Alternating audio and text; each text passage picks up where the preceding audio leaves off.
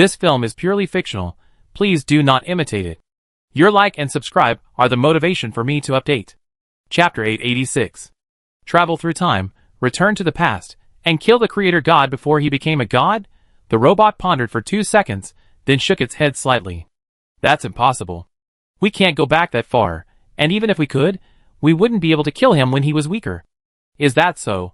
That's quite a pity, Nafeng said with a hint of regret. He didn't quite understand why his future self, already able to travel through the river of time, couldn't he return to the past. Wouldn't it be better to simply travel backward against the flow of time? The robot, knowing what Nafeng was thinking, said, "Your current understanding of time is still too shallow. Walk the way back on your own and experience the charm of the river of time."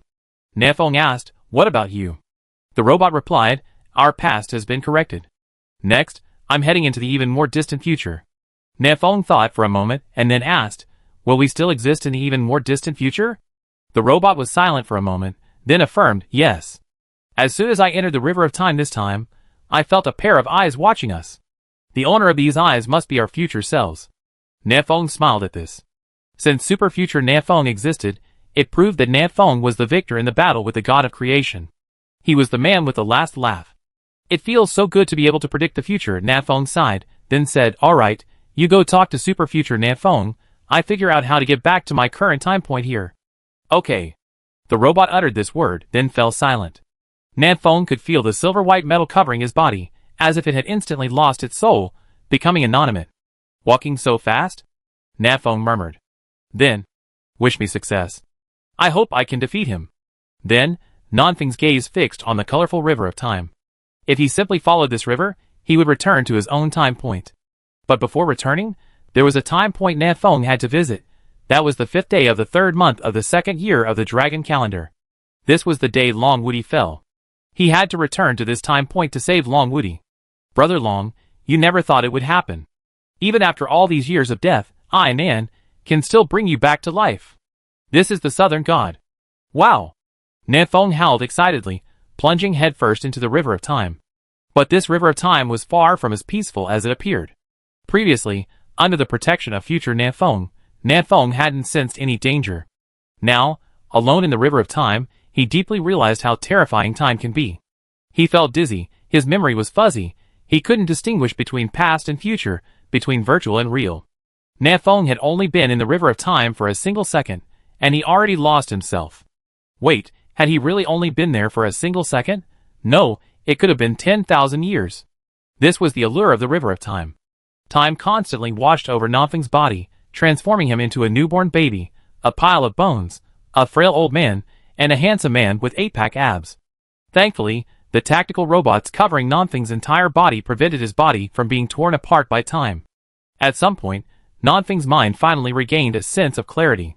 Without hesitation, he plunged headfirst into a certain moment in time. Boundless darkness lay before him, and Nafeng had no idea what time or place he was. Where is this? Who am I? What am I supposed to do? Nanfeng's mind was a tangle of confusion. His memories were like the wires of an earphone in his pocket, a tangled mess, impossible to cut or untangle. After an unknown amount of time, Nafeng finally remembered the purpose of his journey. "I remember now. I'm going to save Long Woody." "But why should I save Long Woody? Is Long Woody in any danger?" The chaotic memory gave Nafeng a splitting headache. He couldn't think any longer, because even a second of thought would cause his head to explode with pain. He could only shift his focus and survey his surroundings. All around him was pitch black, endless darkness, and 4 words popped into Nanfeng's mind: Eternal Night Sea. "I remember I once retreated here," Nafeng murmured softly. Soon, he found past Nafeng meditating and cultivating in the endless darkness.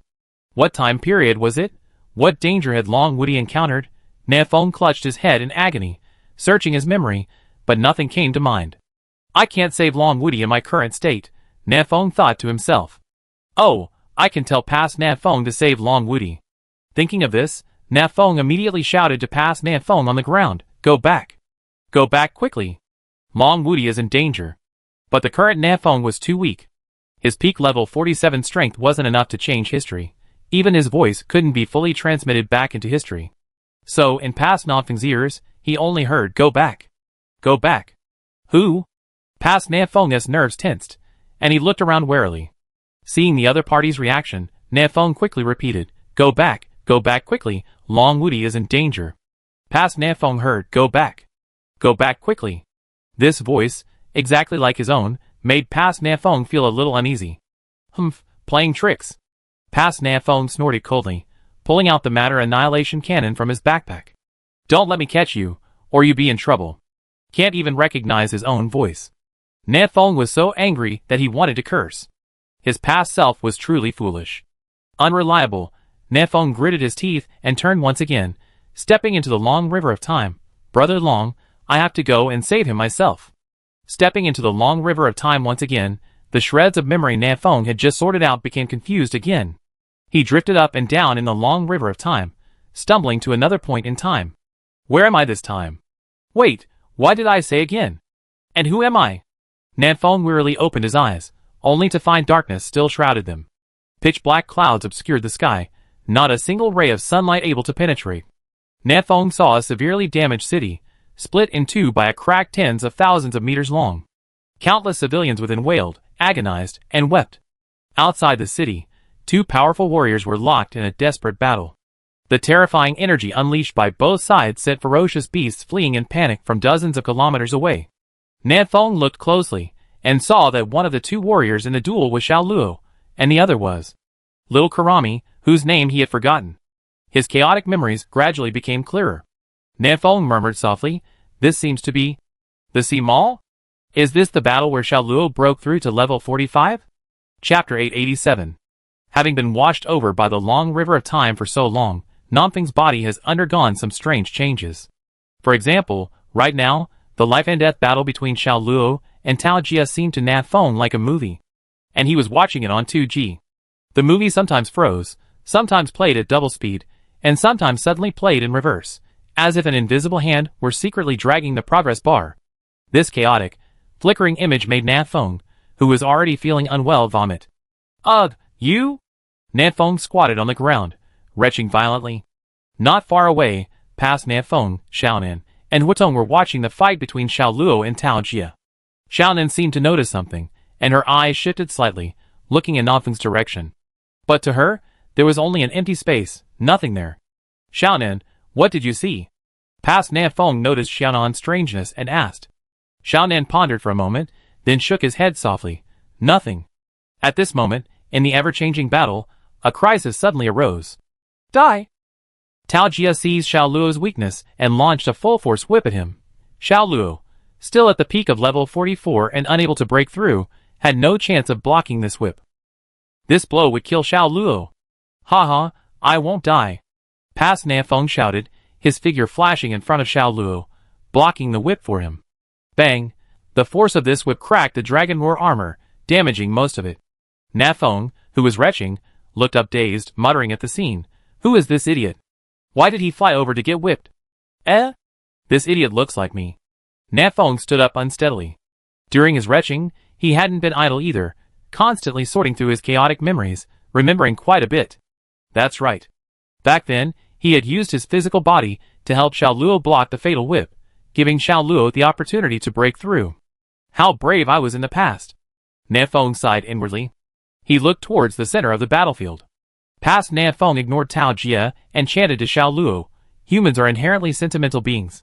Our thoughts travel faster than the speed of light. A thought is heaven, a thought is hell, a thought is an instant, a thought is eternity. Listen carefully to those voices, Xiao Luo. I believe the real you can unleash 200% of your strength. In such a tense and exciting battlefield, Past Na Feng actually delivered a long speech. Luckily, Xiaonan and Hutong were there to intimidate Tao Jia, otherwise Past Na Feng would have been beaten to death 100 times over just by nagging. What's that mumbling about? Something's wrong. Na Feng clasped his toes awkwardly. The scene before him flickered again, and the next second, he was several minutes later. In the sky, Xiao Luo and Tao Jia engaged in battle once more. Splitting mountains, severing seas, breaking fog, slashing dragons, shaking the light, calming the mind. Xiao Luo unleashed 6 consecutive slashes, but none of them could defeat Tao Jia. Even with the Xiao's 6 blades, it still won't work? Xiao Luo muttered softly. At only peak level 44, I can't defeat a level 45 warrior. Xiao Luo's voice was soft, barely audible. But Na Feng still heard it. Huh? The Xiao 6 blades? Nanfeng was puzzled. Aren't there 8? At this moment, Nanfeng suddenly grasped something. He calmly said, Xiao Luo, draw your sword. His voice transcended the greatest distance in the world, time. It was a voice from the future. Xiao Luo was stunned. That voice, seemingly from the void, was Nanfeng's voice. He couldn't have been mistaken. But Xiao Luo glanced at Nanfeng, who stood in the distance, grimacing in pain. Is he really talking to me like this? Nanfeng saw Xiao Luo's expression and knew he could hear him. So he spoke again, trust me, draw your sword.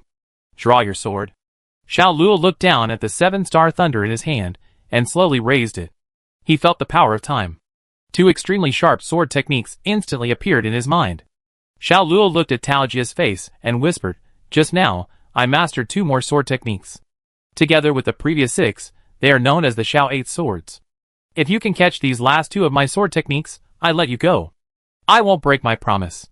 Watch carefully, this 7th sword technique is called Moment. The Moment sword technique was executed in an instant. This sword technique was incredibly fast, making it impossible for ordinary people to dodge. But Nanfeng wasn't satisfied with this sword technique. Because he had seen Moment sword techniques before, they were even faster than this. Nanfeng snapped his fingers, stopping time. He stood there, lost in thought for a long time, perhaps a year, perhaps a century. Located in the vast river of time, time had lost its meaning to Nanfeng. After an unknown amount of time, Nanfeng finally understood. He raised his hands, unleashing the power of time, reversing the cause and effect of the momentary strike.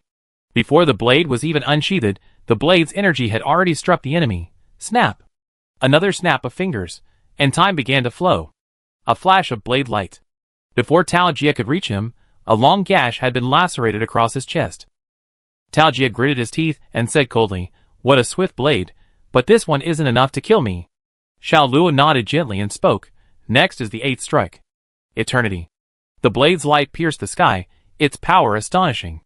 But for Nanfeng, this strike wasn't enough. It wasn't the eternity strike he imagined. He paused time again, lost in thought. After an unknown amount of time, Nanfeng reached out, snagging several lines from the river of time and channeling them into the blade's energy. At this point, the eternity strike possessed the power of time. Time began to flow. Eternity struck Tao Jia with a single blow, causing his soul to experience the vicissitudes of tens of thousands of years in an instant. His body remained youthful, but his heart was incomparably aged, his spirit devoid of energy. Clang. Tao Jia's aura rapidly plummeted, from level 45 to 44, 43, 42. He plummeted from the sky like a kite with its string cut, falling into the bottomless crevice of the earth, his fate uncertain. In the sky, Xiao Luo was silent for a long moment, then suddenly laughed. So, I can truly defeat a level 45 warrior with my level 44 strength. In reality, a doubt lingered at his heart.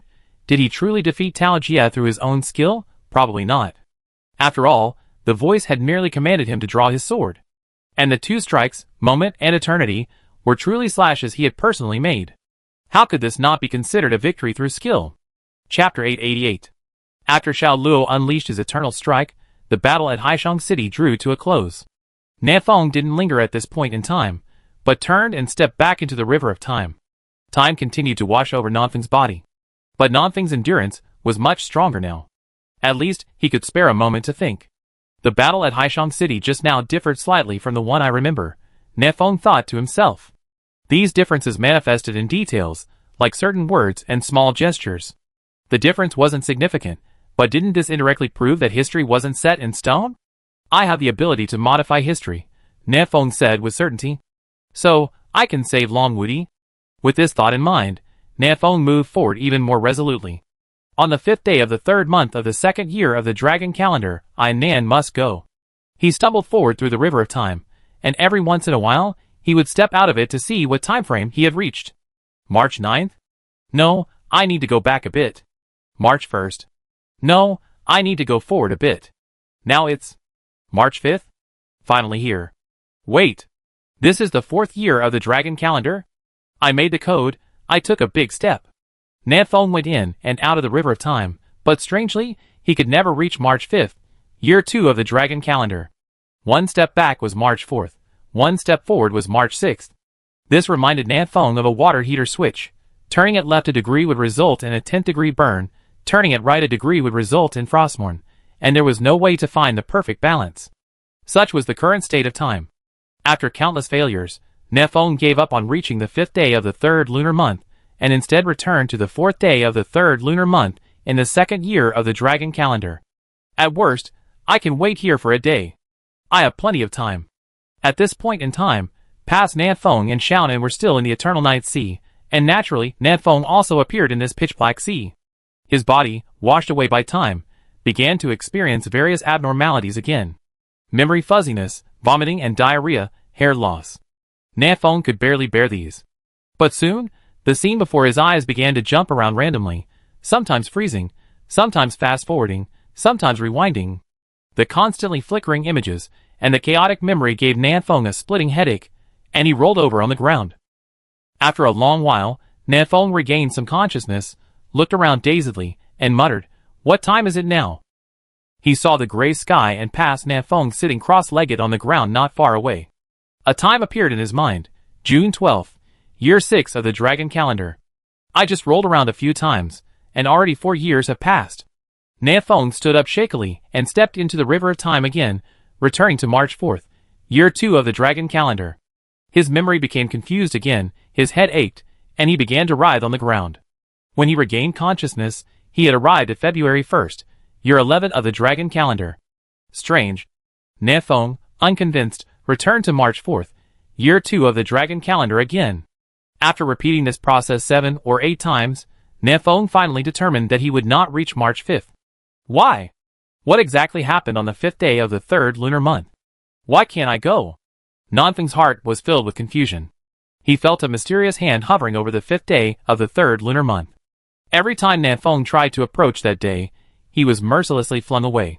Standing on the river of time, Nefong looked back at the road he had come from, and suddenly remembered a scene from a movie he had seen. Doctor Strange, possessing the Time Stone, could never save his girlfriend because, without her death, he wouldn't have become Doctor Strange. Could it be that those crucial historical moments are unchangeable? If Long Woody hadn't died on the 5th day of the 3rd lunar month, I wouldn't have gone into seclusion, nor would I have controlled the power of time. The battle in the outer space would have been Long Woody versus Emperor Zune, and one of them would have ultimately become a god. So no matter how hard I try, I can't save Long Woody. This thought startled Nefong. He refused to believe it. What good is believing or not believing? The fact is, Nefong can't make it to the 5th day of the 3rd lunar month. Future me, are you still there? Nefong shouted at the end of time. Tell me, can I save Long Woody? The future didn't respond. Nefong stood alone on the river of time, lost in thought for a long time. Finally, he gritted his teeth and said fiercely, I really don't believe it. I have the progress bar in my hands. Is there any place I can't go? He walked back against the river of time, once again returning to the 4th day of the 3rd lunar month in the 2nd year of the dragon calendar. As before, Nefong experienced memory loss, vomiting, diarrhea, dizziness, and other symptoms. When he regained consciousness, he had arrived at a point in time far removed from the 5th day of the 3rd lunar month. The same story, repeated over and over again, countless times. This time, Nefong finally withstood the test of time, making it from the 4th to the 5th day of the 3rd lunar month. But he was also tormented by various symptoms, half mad and half stupid. Ha ha, who am I? I'm your father. Nefong rolled on the ground frantically. At a certain moment, his eyes suddenly focused, and an image appeared in his mind. In it, Long Woody lay calmly on the sea, his right knee shattered, his only injury. Nefong perked up, regaining a bit of clarity from his madness. I remembered. The right knee was Long Woody's weak spot. This weakness must have been a major factor in Long Woody's downfall. Nefong, newly awake, instantly noticed the rapid passage of time. An invisible force was driving Nefong from this point in time. I can't resist this force, Nefong thought to himself. The me of today can't save Long Woody. But the me of the past might have had a chance. Thinking of this, Nefong shouted at past Nefong nearby. Go back quickly. Tell Long Woody he has no weaknesses. Splash. After Nefong shouted these words, the once calm river of time suddenly became incredibly turbulent, as if an invisible hand were stirring the surface. Time formed a huge wave, slamming heavily against Nefong, knocking him out of the river of time. Then, Nefong returned to his original point in time, his chaotic memories returning to normal. He was flying in circles at an extremely fast speed within a black hole the size of a watermelon. But without the help of future Nefong, The robot could not reach the speed of light, and the black hole was on the verge of collapse. Time ceased to stand still within the black hole. The hair-sized emperor was rapidly expanding, on the verge of regaining consciousness. Nanfeng, observing this, struck the emperor's head at a speed second only to that of light. Chapter 889. At the moment the black hole collapsed, Nanfeng also crashed into the emperor, the dream mirror, and the demigod's corpse. A silent explosion erupted across the universe. The dream mirror shattered in an instant. The planet-sized demigod's corpse also completely disintegrated in a matter of seconds, fragments of varying sizes drifting away into the distance, forming a magnificent ring of stars. As for the emperor, his body was shattered even more thoroughly, practically reduced to particles by Nanfeng. From the emperor's perspective, this was a pure ghost story. One moment, Nanfeng was being beaten and fleeing in circles. The next, Nanfeng suddenly appeared before him, wielding boundless, unstoppable force, smashing him into emperor fragments. Not only his body was shattered, but his soul as well. What had happened in that instant? This was the emperor's only and final question before his demise. Then, his body completely collapsed, lifeless. Theoretically, the emperor was already dead at this point. But the immense power of faith forcibly reunited his shattered soul, transforming it into a shadowy figure standing before the silver-white robot. The two men locked eyes. In a mere moment, your strength has already reached a point beyond my reach. The emperor looked at Nanfeng, his tone filled with resignation. Chosen one, chosen one. He, even the heavens are helping you. How can I possibly defeat you? The emperor didn't know what happened in that final moment. He only knew that Nanfeng's strength had instantly grown terrifyingly strong. Faced with such a bizarre situation, the emperor could only assume that the deity in heaven was secretly aiding Nanfeng. The silver-white metal on Nanfeng's face began to flow, slowly revealing his features. The emperor was slightly stunned. His face hadn't changed at all, yet he could clearly see the marks of time etched upon it. To you, it's only a moment, but to me, it might have been 10,000 years. Nanfeng drew out the god dismemberer and slowly floated it toward the emperor. Nanfeng had drifted through the river of time for countless years. Now, he radiated the power of time, reaching an extreme level of strength.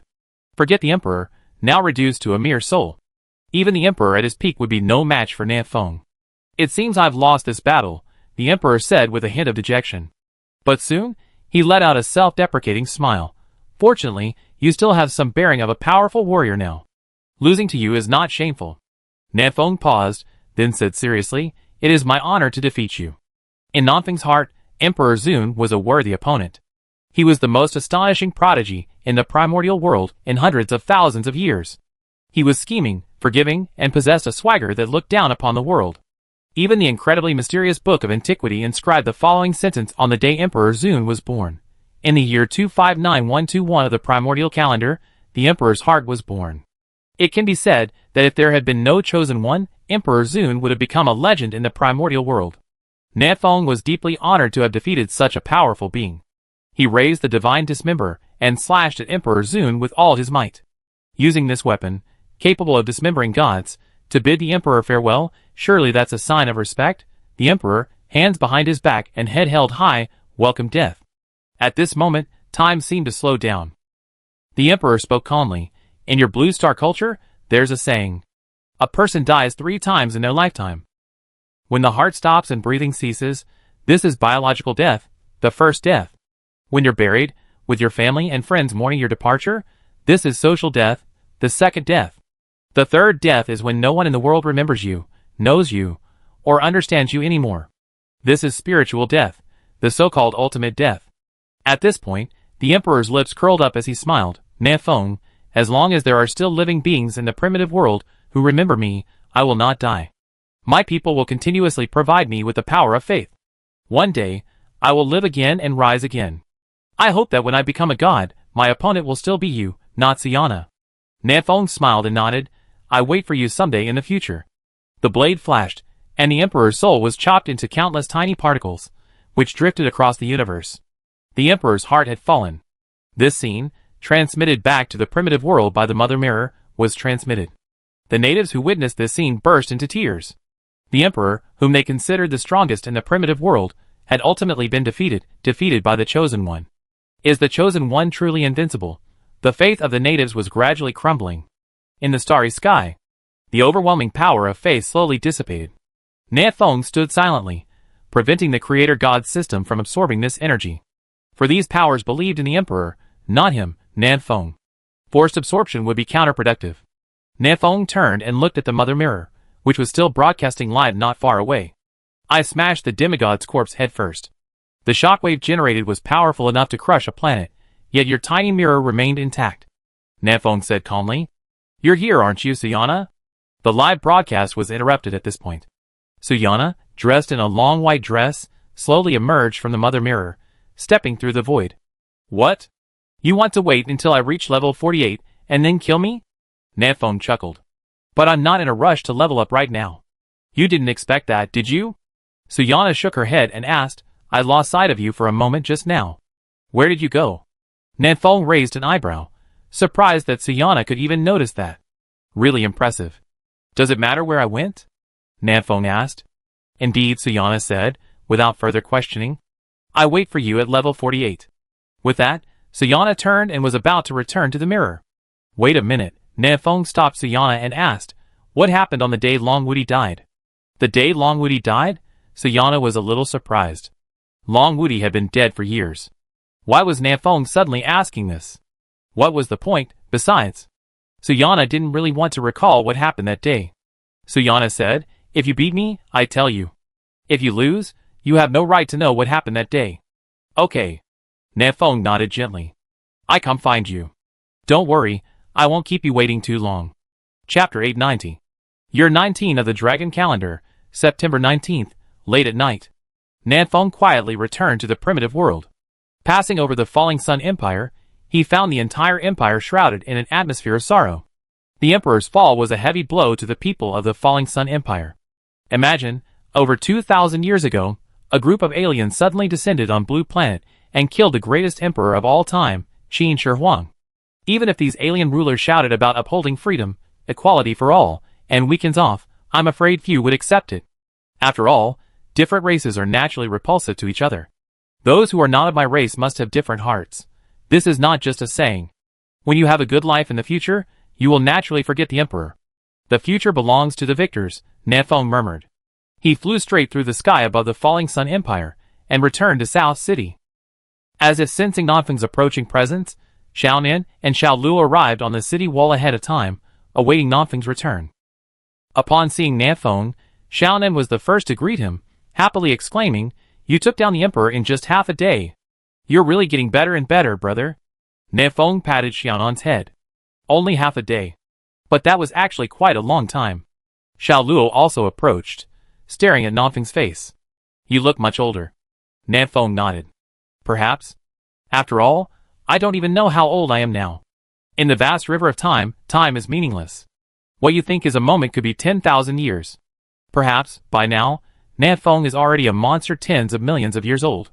Xiaonan, sensing the terrifying aura within Nanfeng, asked in surprise, Brother, your current strength is already capable of reaching level 48, right? Yes, but I've suppressed it, Nanfeng nodded. I've come back this time to take care of my affairs. Once I break through, there's no turning back. Given Suyana's personality, she would definitely act the moment Nanfeng breaks through, preventing him from having time to consolidate his strength. So, Nanfeng had to resolve every possible issue before breaking through. First and foremost, breaking the curse on the Chosen One. Nanfeng looked at Xiaoluo and said, I've said before that the source of the curse on the Chosen One is the Creator God system.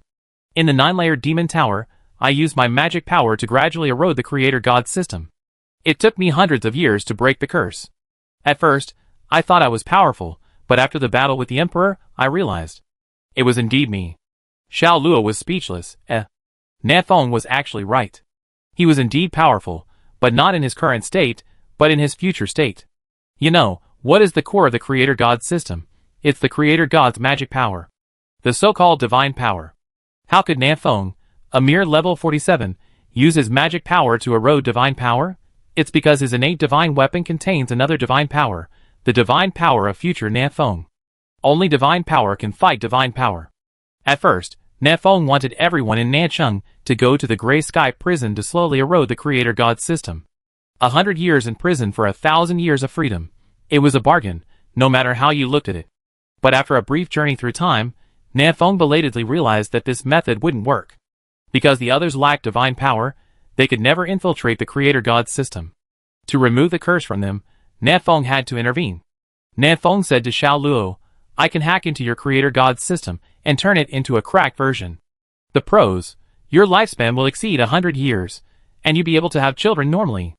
The cons: from now on, you likely have no experience hunting ferocious beasts, and the system signal will deteriorate. You might not receive messages from others, you won't be able to transmit, and you won't be able to retrieve items from your backpack. How about it? Do you want to crack it? Xiao Luo fell silent, pondering the pros and cons. Seeing this, Nanfeng reached out and grasped Xiao Luo's right wrist. Don't think about it. I make the decision for you, Nanfeng said. You're level 47 now, so you can live for at least another 5,000 years. 5,000 years versus 100 years.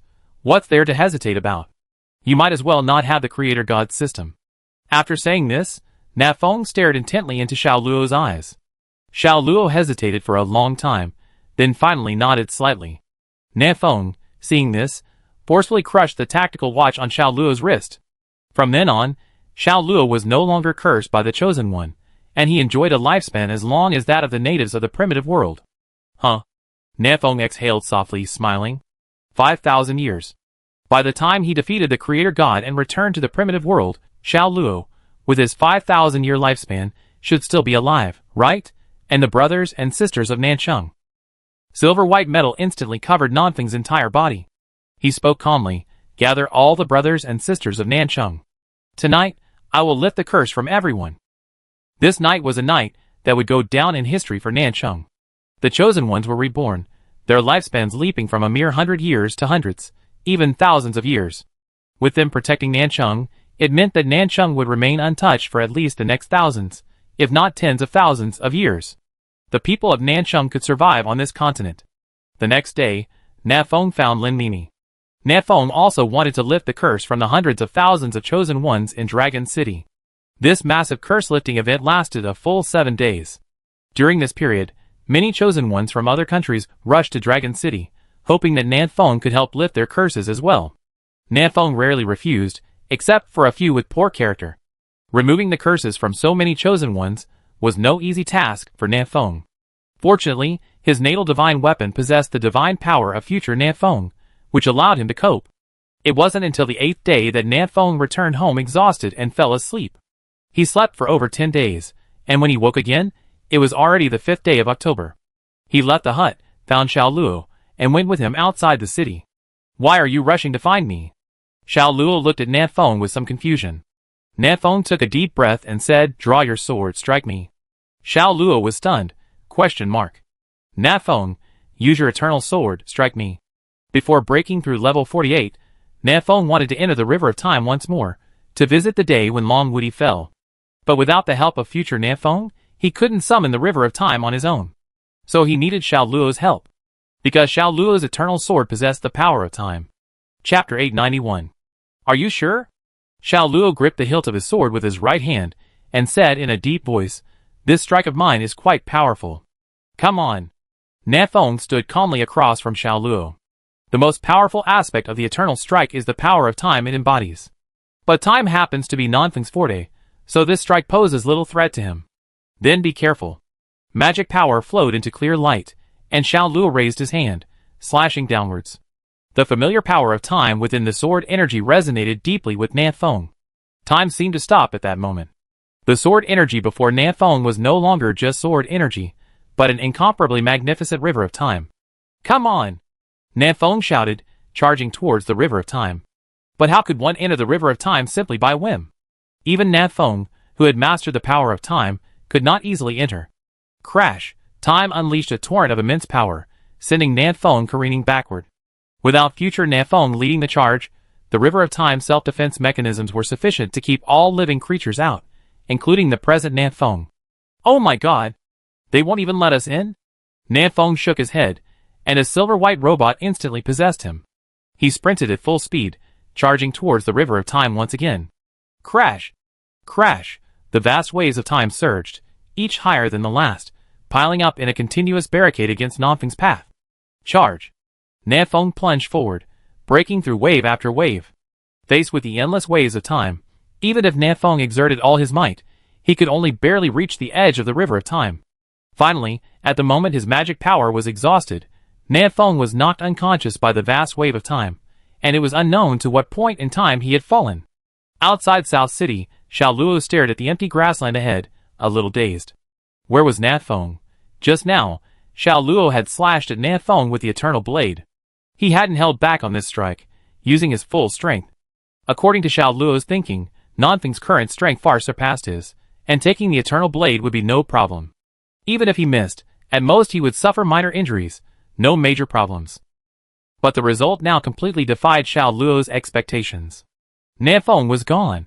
The moment the blade energy struck him, Nanfeng vanished into thin air. Nanfeng? Nanfeng? Xiao Luo shouted twice, but received no response from Nanfeng. A bad premonition welled up in Xiao Luo's heart. Could this blow have chopped Nanfeng to pieces? Nanfeng! Nanfeng! Xiao Luo raised his head and shouted a few more times at the top of his lungs. He failed to call Nanfeng, but he did manage to summon Xiaonan from Nancheng. What's going on? Where's my brother? Xiaonan asked, puzzled. He seemed to have suddenly disappeared. Not seemingly, he just disappeared. Xiao Luo's face was grave. He quickly soared into the sky, releasing his magic power to search for Nanfeng.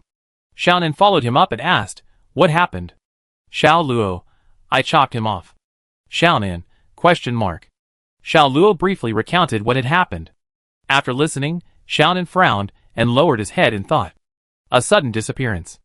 I'm finding it increasingly difficult to understand my brother. Let's look around first, Xiaonan said. I go this way, you go that way. Xiao Luo nodded, okay.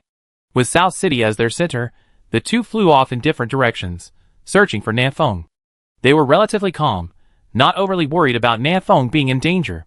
Even Emperor Zun had been defeated by Nanfeng. How many people in this world could possibly kill him? The search lasted 3 days.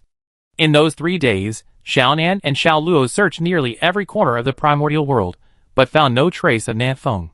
It was as if Nanfeng had been wiped from this world by some mysterious force. In the center of the formless sea. In the sky, Xiao Luo flew rapidly and spotted Xiaonan, who had been waiting there for a long time. Seeing Xiao Luo, Xiaonan asked anxiously, how's it going? Have you found any clues? Xiao Luo shook his head gravely. A flicker of disappointment flashed across Xiaonan's eyes, and she murmured, how could this happen?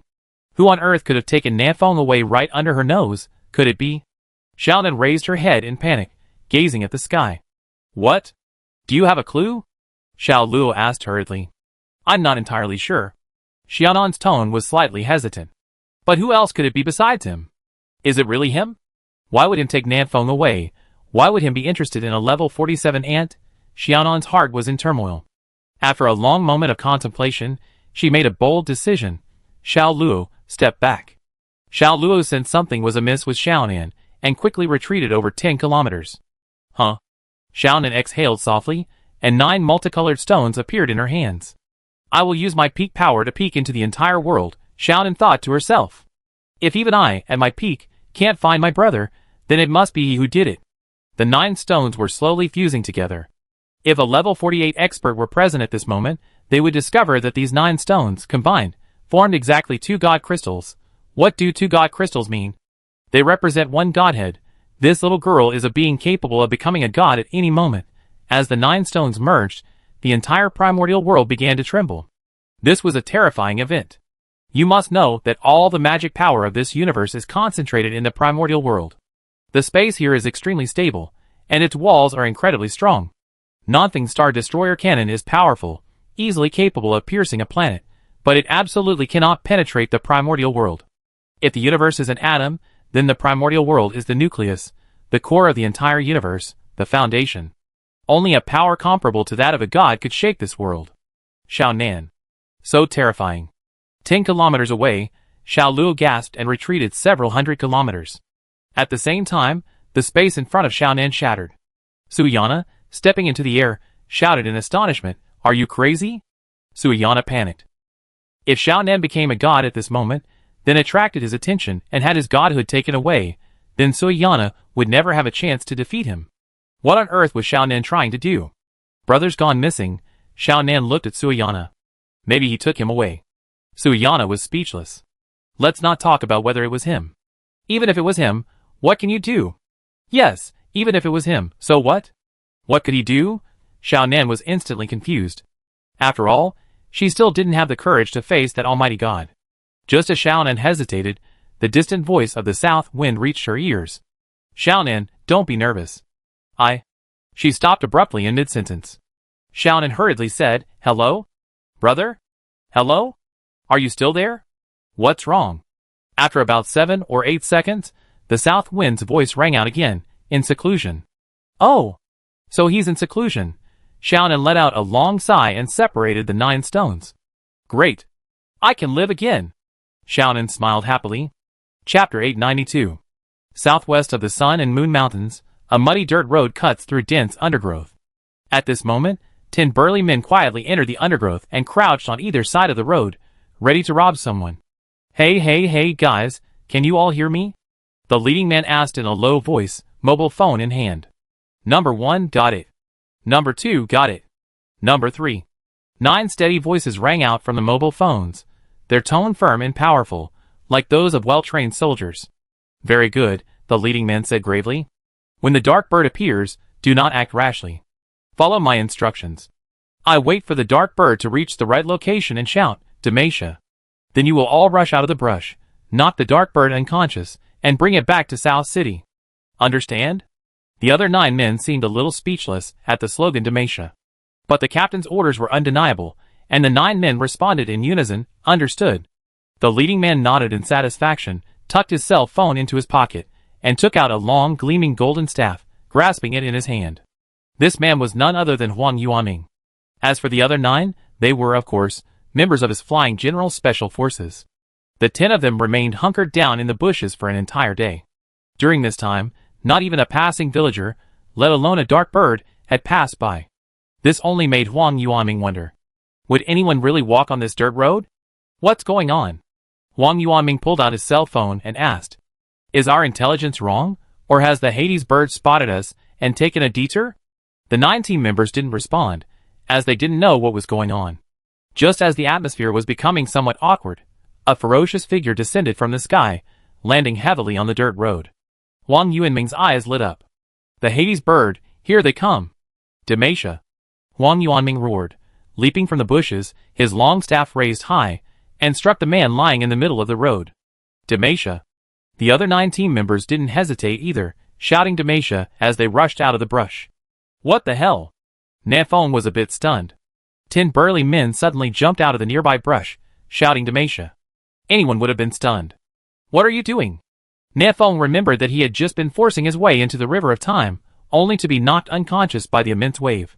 Had he arrived at some unknown point in time? The past? Or the future? Who were those foolish birds shouting Demacia? Huh? Huang Yuanming. Nafeng immediately recognized the foolish bird in the lead. Nanshan? Huang Yuanming also saw Nanfeng's face clearly at this moment, and slammed the brakes to a stop in front of him. Nanshan? Aren't you in seclusion? Why are you here? Huang Yuanming asked, puzzled. Seclusion? What kind of seclusion? Could this be the time I spent in seclusion in the 9-layered demon tower? Nanfeng wondered. Seeing Nanfeng's daze, Huang Yuanming extended his hand and waved it before his eyes. Hello? Hello? Can you hear me?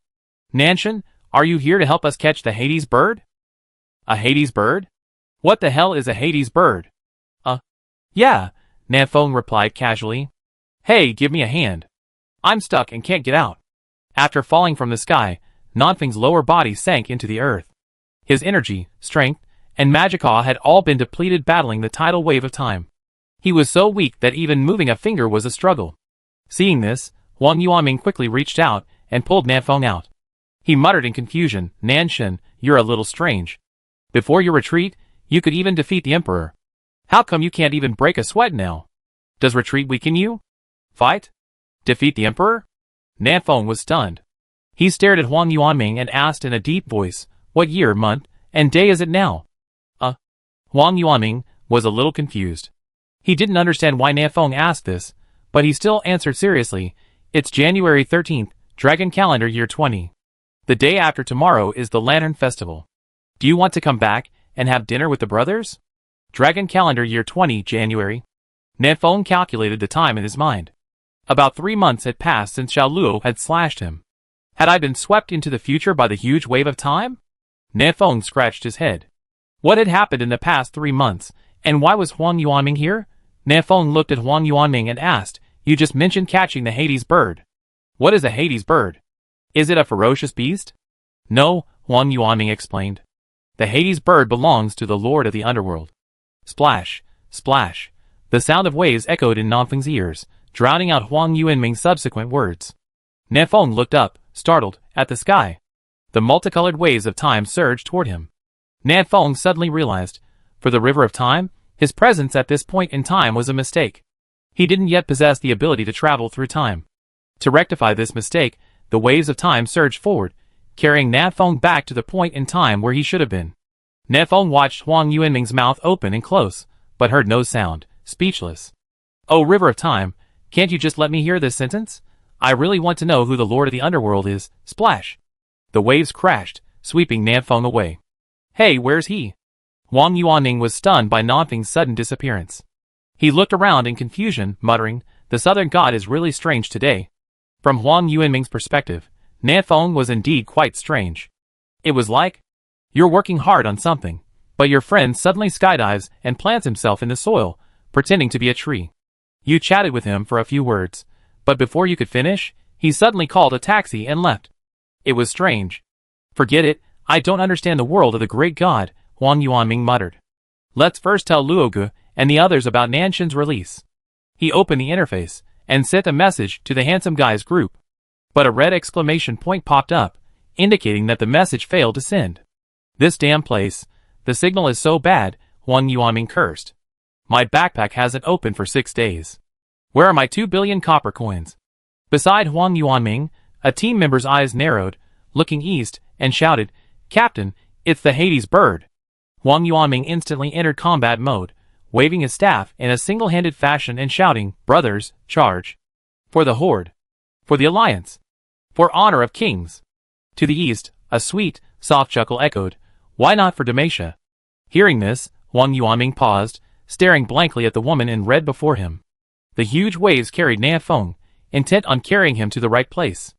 Amidst this, Nefeng had an idea and plunged deep into the river of time, diving into an unknown moment in time. Swish!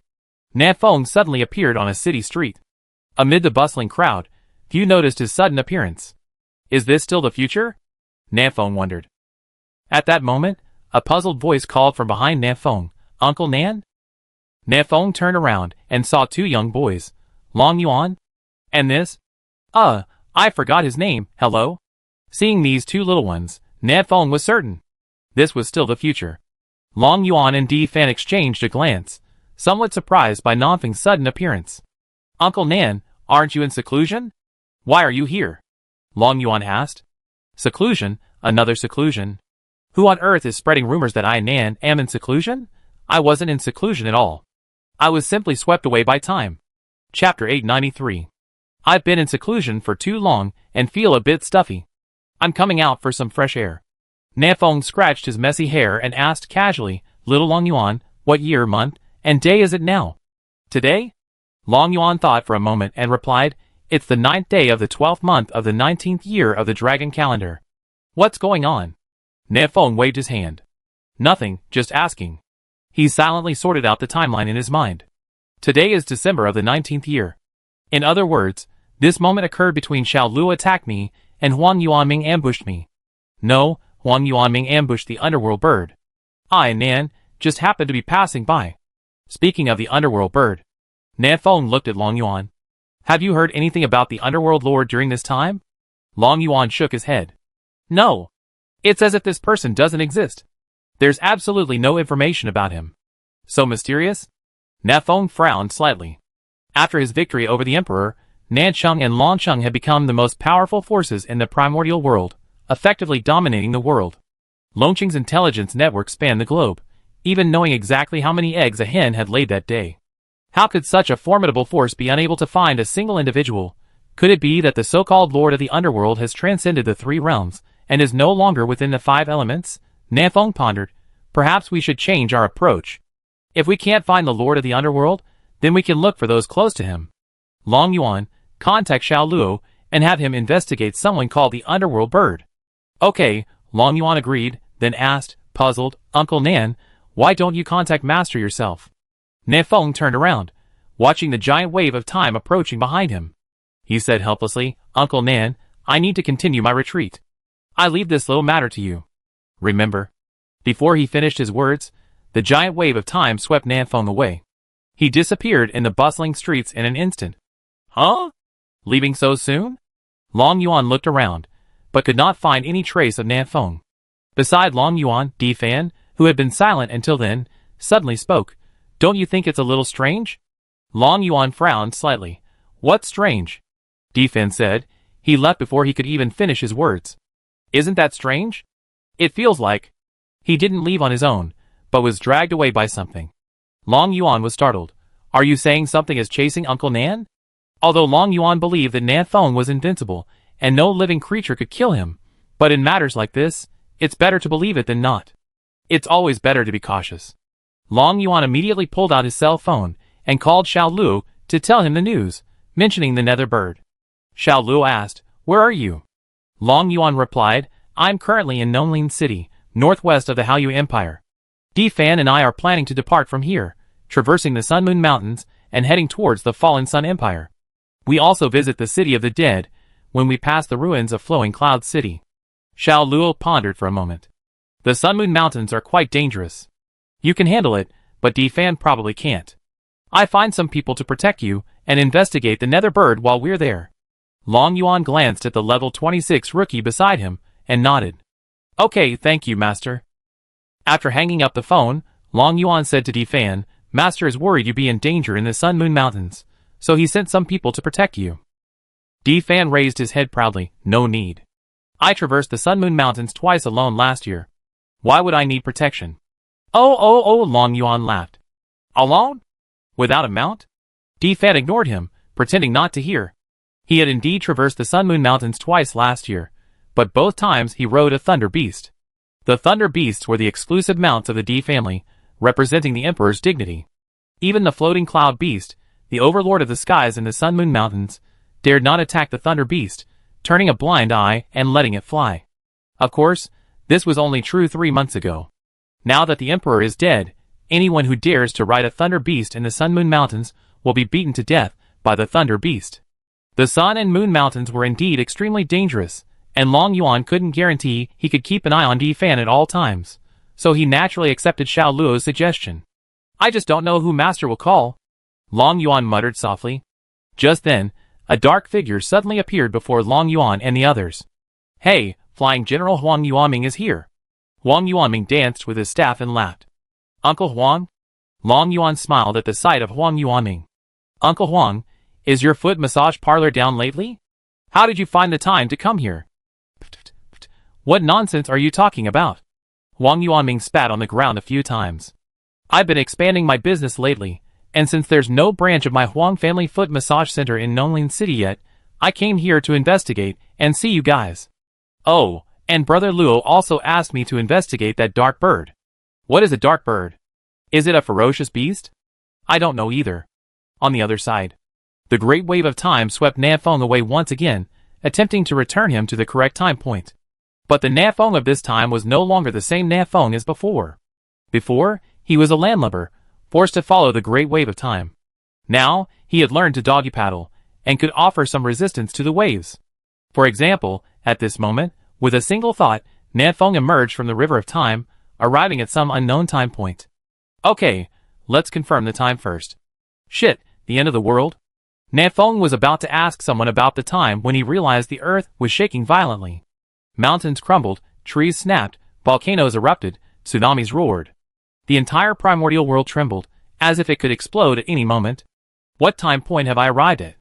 Nanfeng's face was filled with confusion. With a gentle breath, he drained all the magic power within 100 miles. With his magical power, Nafeng soared into the air, radiating it and sensing the world. Soon, he confirmed the current time. It was the 8th day of the 10th month, the 19th year of the dragon calendar. Only 3 days had passed since Xiao Luo struck him with his eternity blade. At the same time, he learned the reason for the tremors in the primordial world. It wasn't the end of the world, but Xianan's search for him. No, Xiaonan will die if this continues. We must stop her. Nanfeng's mind moved, and he condensed his magical power into a thin line, connecting it to Xiaonan, far away in the center of the formless sea. He transmitted his voice, Xiaonan, don't be nervous. Splash. The great wave of time always strikes at the most critical moment. Using the dog paddle technique, Nanfeng emerged from the river of time with all his might, continuing his voice transmission. I'm in seclusion. The next second, Nanfeng was swept away by the great wave of time again. Chapter 894. Plop. Nanfeng fell from the sky in a wide-legged position, landing in someone else's vegetable patch. Tui. He spat out 2 vegetable leaves, climbed up, and brushed off the dirt. Where is this? Nanfeng looked around in confusion, unsure of where he was. This time, he didn't fight the great wave of time, but rather went with the flow, being carried along by it. He had expected to see Xiao Luo standing before him, knife drawn, when he opened his eyes again, but things didn't go as Nanfeng had imagined. The river of time didn't bring him to the correct time? Is there a bug in the river of time? Nanfeng muttered. He opened the control panel to check the time. But after several time travels, the time on the panel had become a string of garbled characters. Nanfeng entered the handsome guys group again, wanting to ask the others. But this remote, desolate place had no signal at all, and no messages could be sent. You're the worst system in all the novels I've ever read, Nanfeng muttered as he walked out of the vegetable patch. He came and went gently, not damaging a single vegetable. He was incredibly polite. As for the ones he damaged, that was due to force majeure, not his character. About 100 meters northwest of the vegetable patch, there was a small village. Just then, a dark-skinned, muscular young man emerged from the village. Nanfeng could sense a familiar aura from him, the aura of the Chosen One. The Chosen One? Is this old Black? Nanfeng took a step forward. With one stride, he covered 100 meters and landed directly in front of the dark-skinned athlete, startling him. Not old Black. Nanfeng thought to himself, looking at the man's face. This dark-skinned athlete had an oriental look. He was either the Chosen One from Dragon Country, Sakura Country, or Bang Bang Country. He was tanned. Fuck, who are you? The dark-skinned athlete took a half-step back, cautiously eyeing Nanfeng who had suddenly appeared. Oh! So you're from Dragon Country. In this remote place with no signal, meeting a fellow countryman is quite the luck. Nanfeng smiled what he considered a friendly smile and said, Friend, what year are you today? The dark-skinned athlete looked at Nanfeng with horror. Just go take a shower if you want to. Why are you telling me? You're crazy. With that, the dark-skinned athlete covered his butt and ran away, glancing back every few steps to see if Nanfeng was following. Nanfeng froze in place, a long moment before he realized what the dark-skinned athlete meant. Hey you code guy, do you think I'm a pervert? Nanfeng was speechless. What was going on in this dark-skinned athlete's mind? He could even misunderstand something. Shaking his head, Nanfeng headed towards the village. He noticed several other Chosen Ones in the village. He could ask them for the time. He hurried along the muddy dirt road to the village entrance. He sniffed the air and frowned slightly. From the shabby thatched hut on the left side of the village entrance came a foul odor, the stench of a rotting corpse. Nanfeng arrived in front of the hut and peered through the window. The room was empty, with no bodies to be seen. But Nanfeng released a tiny wisp of his magic power and discovered a secret chamber beneath the thatched hut. Inside the chamber, 7 or 8 corpses lay scattered about. They were all rotten and crawling with maggots. The stench Nanfeng had smelled came from these bodies. Interesting. Nanfeng smiled crookedly and walked into the hut, preparing to investigate the underground chamber. At this critical moment, a huge wave of time suddenly struck, sweeping Nanfeng away. A little over 10 seconds later, the dark-skinned gym student, along with over 20 other people, surrounded the hut from all sides. One of them spoke, He's in there. Let's go and kill him. Everyone be careful, this guy's quite strong, the dark-skinned athlete said cautiously. But he discovered our secret, so he must die. With that, they all attacked simultaneously, swords flashing and sabers blazing, filled with murderous intent. The thatched hut, along with the underground chamber, was hacked to pieces. But Nanfeng had long been swept away by the great wave of time. How could they possibly reach him? Where's he? Escaped? The dark-skinned athlete frowned. He's not in the basement either. He must have gotten away. One of them snorted coldly, He's lucky. If Nanfeng were still here, hearing this, he'd probably laugh out loud. Whose luck is it, anyway? Do you know why you're still alive? It's because the great wave of time saved you, you little brothers. The dark-skinned athlete was silent for a long time, then said, "This place has been exposed. We can't stay here any longer. Brothers, pack up and leave." Upon hearing this, the others burst into discussion. "Where should we go then?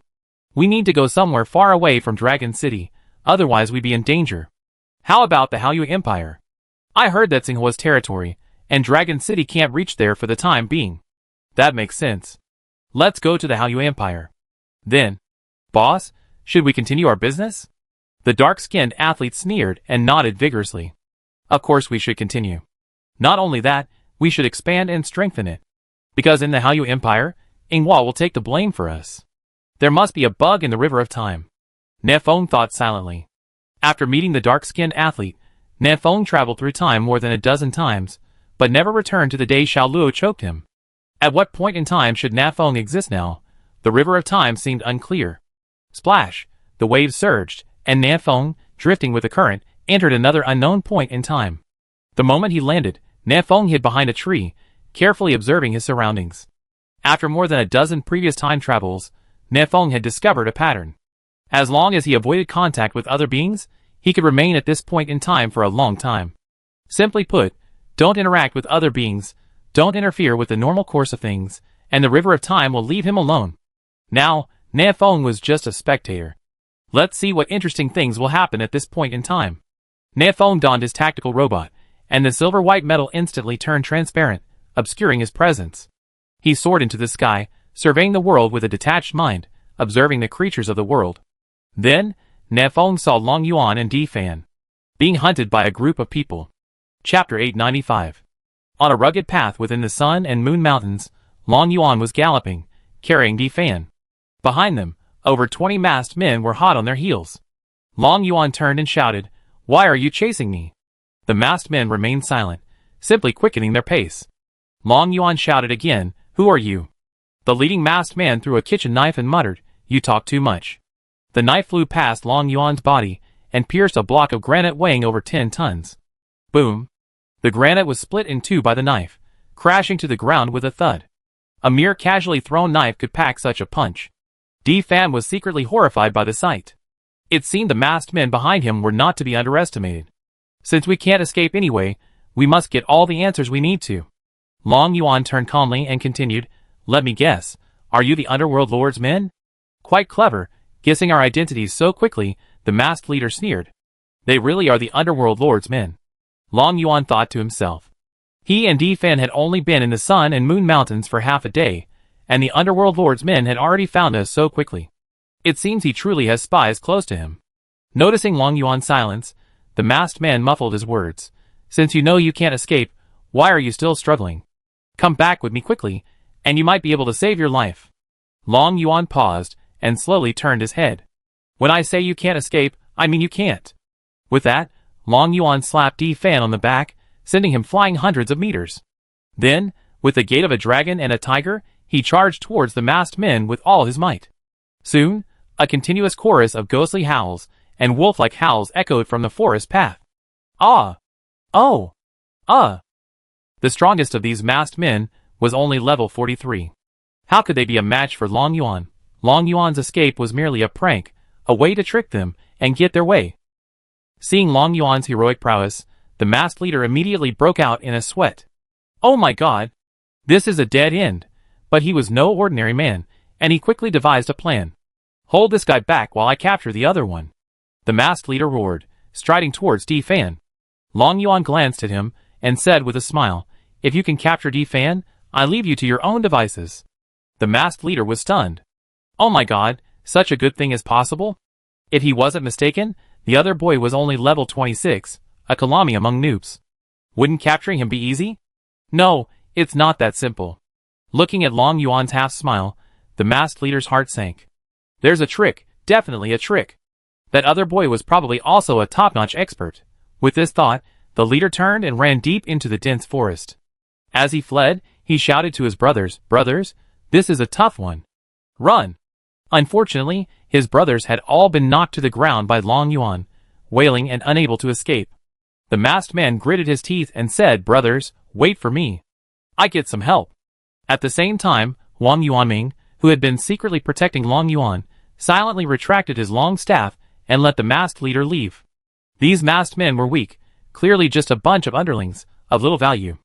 Wang Yuanming let the masked heads escape, hoping to play the long game and catch a bigger fish. Long Yuan naturally anticipated this, so he didn't pursue the masked leader, allowing him to escape. Let's interrogate these underlings first, and see if we can get any useful information.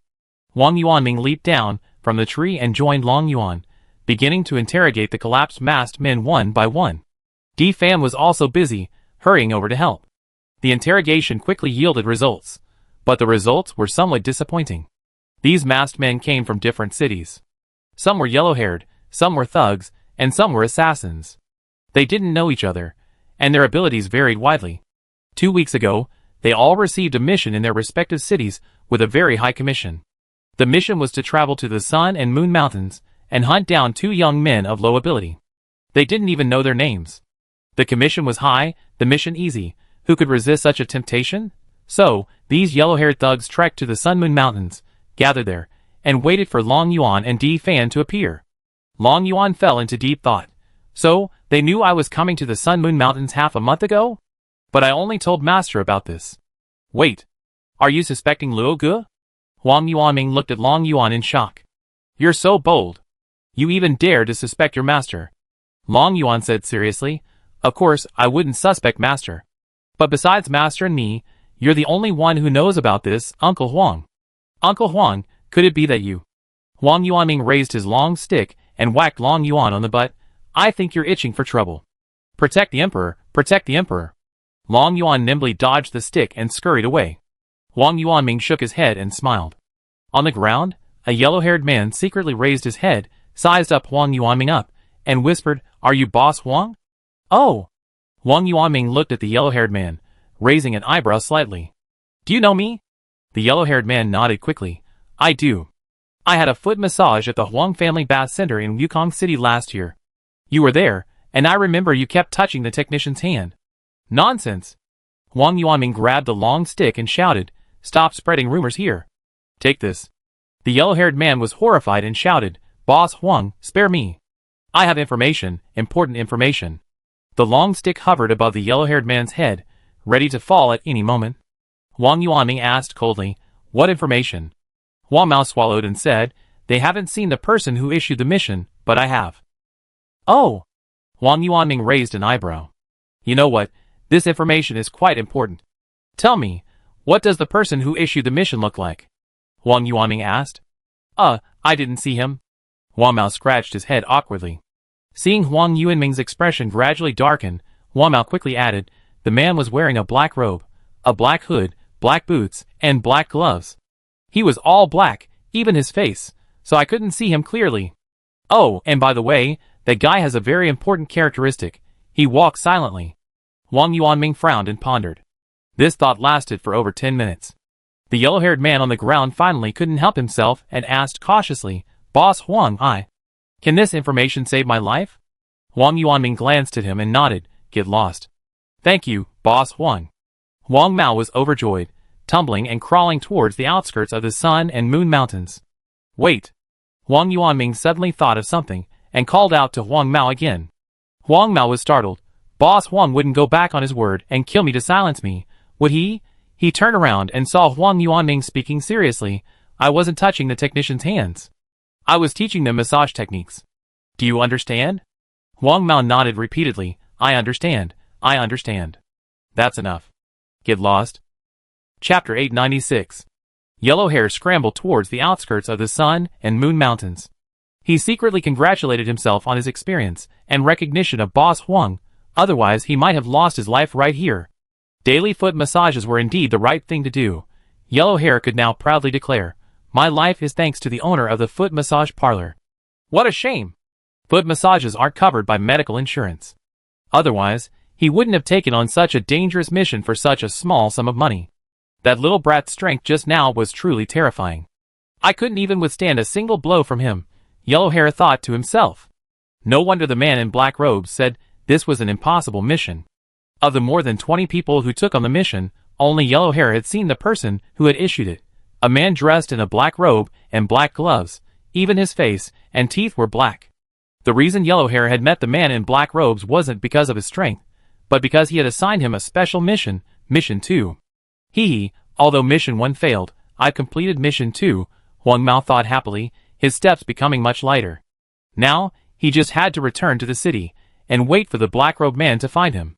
The thought of the reward for Mission 2, enough to keep him in the foot massage parlor for 300 years, made Huang Mao so excited that he wanted to laugh out loud. No, not yet. Huang Mao's face remained calm as he continued on his way. Boss Huang is probably following me. I can't let him notice anything unusual. Huang Mao was cautious. He had guessed someone was following him. But what he couldn't have guessed was that the person following him wasn't Huang Yuanming, but a sinister figure. This figure was floating right beside Huang Mao, less than half a meter away. Huang Mao was completely oblivious to this. Na Feng, cloaked in stealth, drifted around Huang Mao like a ghost. He had overheard the conversation between Huang Mao and Huang Yuanming, and knew that Huang Mao had met the person behind the mission. Following this little yellow-haired boy might reveal some clues about the Underworld Lord. Huang Yuanming had the same idea, but he didn't follow Huang Mao himself, instead handing the task off to someone else.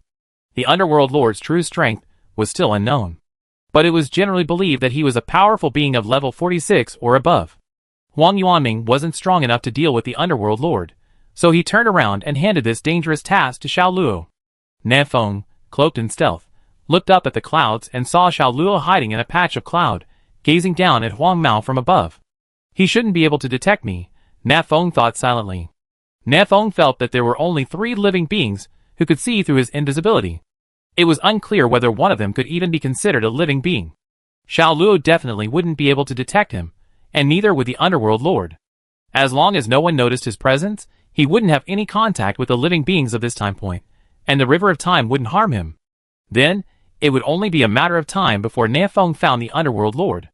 At best, it would take 3 or 2 days, at best a month. Are we finally going to catch this little rat? Na Feng murmured silently. Only after I've dealt with you can I confidently fight Suya Na. Yellowhair walked through the Sun and Moon Mountains for over 10 hours, finally emerging from them the next morning. Finally out of this hellhole. Yellowhair wiped the sweat from his forehead and followed the dirt road toward the nearest agricultural and forestry city. He whistled, seemingly in high spirits. Less than 2 kilometers behind him, Xiao Luo, with the ribbon demonic bear under his feet, quietly gazed at Yellowhair's back. Just now, the ribbon demonic bear had spotted the weak Yellowhair and wanted to make him his dinner. Unfortunately, Yellowhair was flanked by 2 peerless masters, and as soon as the ribbon demonic bear had that thought, Xiao Luo swooped down and crushed it to death. Well done. Na Feng gave Xiao Luo a thumbs up. If Xiao Luo didn't take action, Na Feng would have to. Then, he would be swept away by the River of Time again. He had finally found a clue related to the Lord of the Underworld, and he didn't want to let it go. Na Feng and Xiao Luo, one in the open, the other in the dark, continued to track Huang Mao. At noon, Huang Mao arrived in Nonglin City. He first found an inn, had a delicious meal, and then went for a foot massage. The next day was the same. The third day was the same. The fourth day. I'm squatting here, getting a cold wind, and you're getting a foot massage every day? You idiot Huang Mao, just wait. Na Feng squatted in a corner of the newly opened Huang Family Bath Center, Nonglin City branch, cursing in his heart. The only thing that gave Na Feng some comfort was that Xiao Luo was also hiding in a corner on the other side, enjoying the cold wind with him. As for the yellow-haired man, for the past 4 days, he'd done nothing but eat, sleep, and massage his feet. He hadn't contacted anyone. Could it be that my judgment was wrong? Na Feng began to doubt himself. This yellow-haired man is just bait, luring us here. Is he trying to lure the tiger away from the mountain? Now, Na Feng and Xiao Luo were both keeping an eye on the yellow-haired man, leaving Long Yuan completely exposed. If the Underworld Lord suddenly attacked at this moment, wouldn't Long Yuan be in danger? Not at all. Luring the tiger away from the mountain, who is the tiger, and where is the mountain? If Na Feng is the tiger, then the entire primitive world is his mountain, and it doesn't matter where he's moved. Na Feng kept a trace of his divine consciousness on Long Yuan. Long Yuan was perfectly safe. Wait a little longer. Perhaps after a few days, the Underworld Lord will appear. Na Feng silently consoled himself. 2 days passed in a flash. Na Feng didn't wait for the Lord of the Underworld, but he did wait for the River of Time. An immensely powerful force was drawing Na Feng, trying to drag him away from this point in time. How could this be? A huge question mark popped up in Nanfeng's mind. He hadn't come into contact with any living being, nor had he interfered with any developments at this point in time. How had the River of Time found him? Could it be that someone had discovered him in his invisible state? Crash! A huge wave struck, sweeping the invisible Nanfeng into the undercurrent. Xiao Luo glanced at the corner where Nanfeng was, a hint of confusion in his eyes. Just then, he seemed to sense a familiar presence. But it was fleeting, vanishing without a trace. Is this an illusion? Xiao Luo glanced at the control panel. There were quite a few chosen ones chatting in the channel, indicating that the signal was good in this location, and the chosen one system was functioning normally. He glanced through the private messages, and seeing nothing important, he closed the control panel. It must be an illusion. Chapter 897. Crash. The power of time surged. Nanfeng appeared out of nowhere in midair, descending in free fall. Stop. Just before landing, Nanfeng paused, stopping on a treetop. A sweep of his spiritual sense revealed that he was within the territory of the Falling Sun Empire. So, what time was it now? Nanfeng opened his interface and saw someone chatting in the Handsome Guys group. In the Handsome Guys group, Su Zern, the Lantern Festival is next week. If you all don't have anything to do, come back. Shinpan, I'm traveling around the world. I won't be back this Lantern Festival. Huang Yuanming, I'm busy. I'm Xiaolong Yuan's personal bodyguard. Honestly, it's a pretty boring job. Su Ming, I'm busy too. I just met a girl, hee hee. Xiao Luo, I'm keeping an eye on Huang Mao. Wu Yuansheng, no, you're all busy? Then I'm busy too. Su Zern, oh, everyone's busy. It's better to keep busy. Nanfeng closed the panel. Is the Lantern Festival next week? Then today should be the 20th year of the Dragon Calendar, around the beginning of January. Nanfeng sorted out his thoughts, and arranged his recent time travels in chronological order. Year 20, October 5th. Xiao Luo used the Eternal Blade to help Nanfeng enter the River of Time. On October 8, 2019, Nanfeng informed Xiaonan of his retreat, preventing her from destroying the world. On December 9, 2019, Nanfeng met Long Yuan and Daifan in Nonglin City and reminded them to look for someone named Mingyao.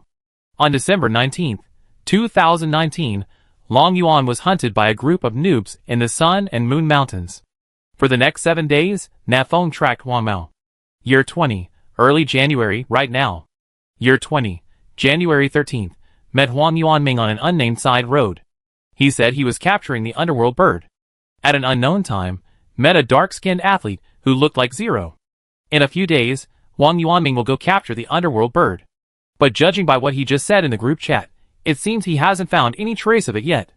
Is Xiao Luo still tracking Huang Mao? It's been almost a month, and the underworld lord hasn't come looking for him. That guy must just be a front. What should I do now? Yeah, I find that unnamed side road first, and have Huang Yuanming stake out the area. As long as we can capture the underworld bird, we can follow the clues and catch the underworld lord. Thinking of this, Nanfeng disappeared and soared into the air. His spiritual sense spread wildly, scanning the ground beneath his feet, inch by inch. Soon, his spiritual sense covered the mountains, rivers, and cities. Some of the powerful warriors frowned slightly, feeling a pang of apprehension. Swish! Swish! Nanfeng's action once again attracted the attention of the River of Time. The mighty waves of time surged, attempting to sweep Nanfeng away for the nth time. Stop arguing. Having experienced the same thing so many times, Nanfeng had become resilient. He forcibly withstood the might of the River of Time and continued to scan the ground beneath his feet. About 10 minutes later, Nanfeng's spirits lifted. Found it. Nanfeng's gaze turned southwest toward the Sun and Moon Mountains. Here was a large thicket, with a muddy dirt road winding through it. In just a few days, Nanfeng would land precisely on this road and be retrieved by Huang Yuanming. The location had been found, and Nanfeng now had to share this information with everyone. He opened his control panel, preparing to send a message directly to the Handsome Guys group. But his action incurred the River of Time's strong disapproval. The force of the time waves suddenly increased several times, sweeping Nanfeng up. Hiss! Nanfeng hurriedly closed the control panel, and the time wave's power weakened considerably, allowing him to break free. Nanfeng silently reflected on the River of Time's actions, a sudden realization forming in his mind. If I tell everyone this news, it will change the future I already know. So, only Huang Yuanming can know this. And only Huang Yuanming can go to that location to stake out the Hades bird. For Nanfeng, He already knew what happened on January 13th. The future was set. He couldn't make any move to change the future, or he would be obliterated by the river of time. Of course, because he had grasped the power of time, the river of time could not erase him, which was why he was tossed around by it, appearing at various points in time. The future is unchangeable. Nefong thought, a sudden sense of sadness rising in his heart.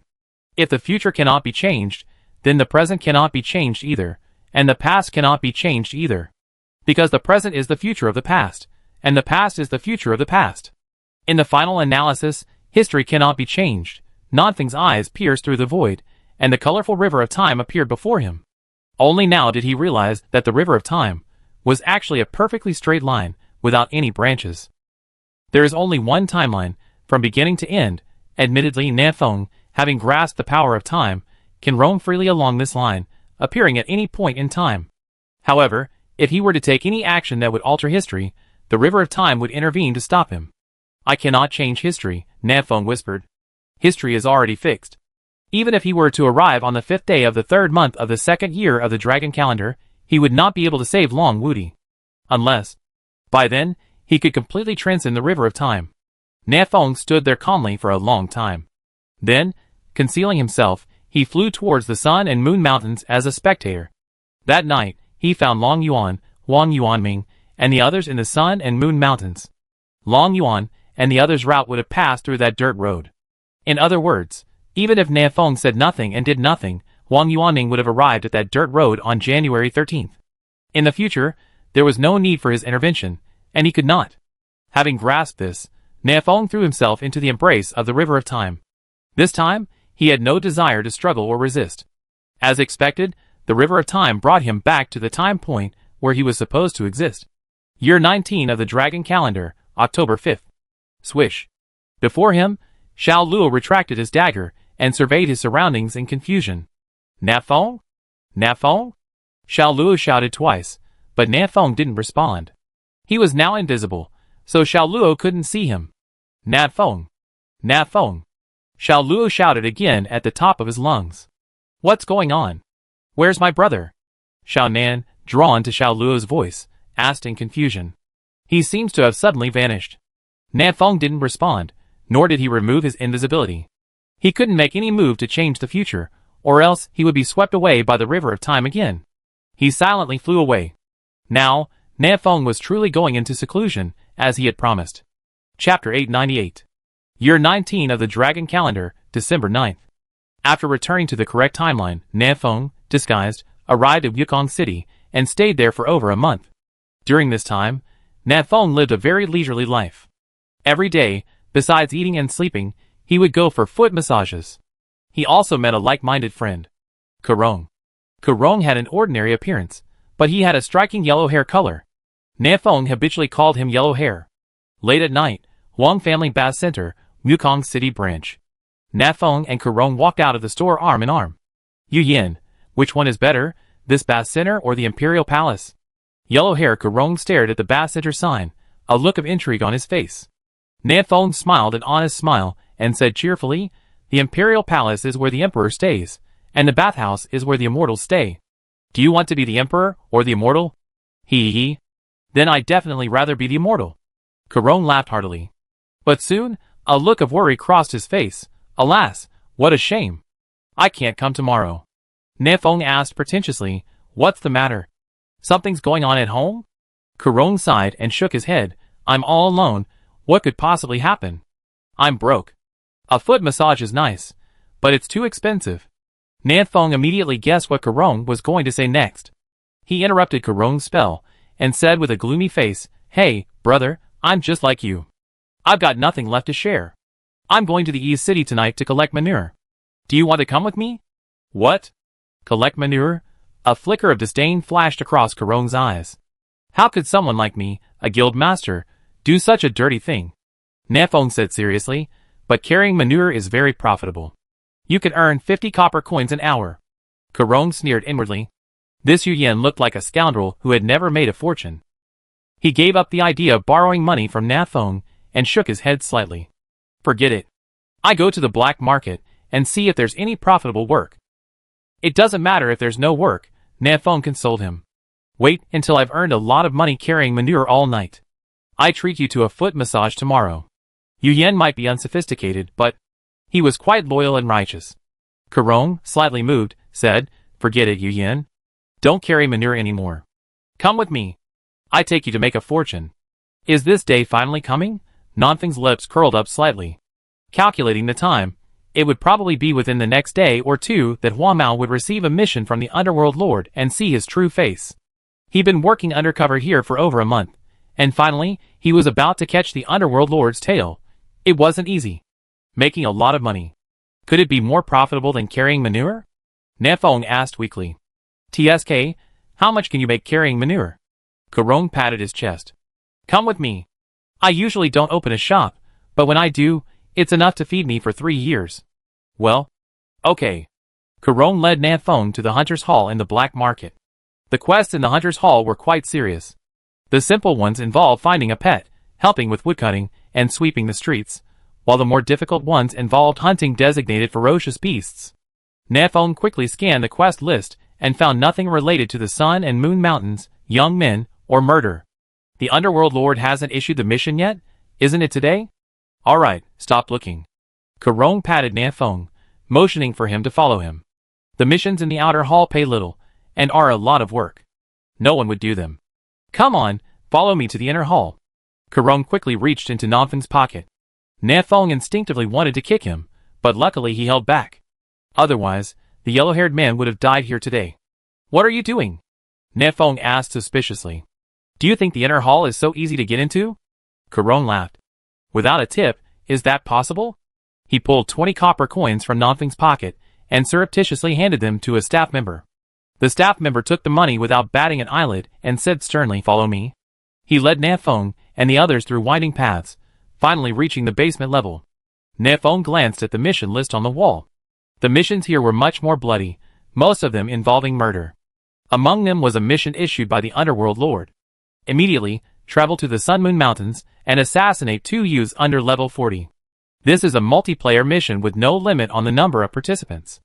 If successful, all participants will receive 100,000 copper coins, and the killer will receive 5 million copper coins. Yellow-haired Karong spotted the mission immediately. He was puzzled. Killing 2 youths under level 40, such a simple task, would have such a high reward. Was there a trap? But then he thought, who cares? After all participants will receive 100,000 copper coins, and he can just cheer them on. Karong, I stop once I've earned 100,000. With this in mind, Karong decisively accepted the mission.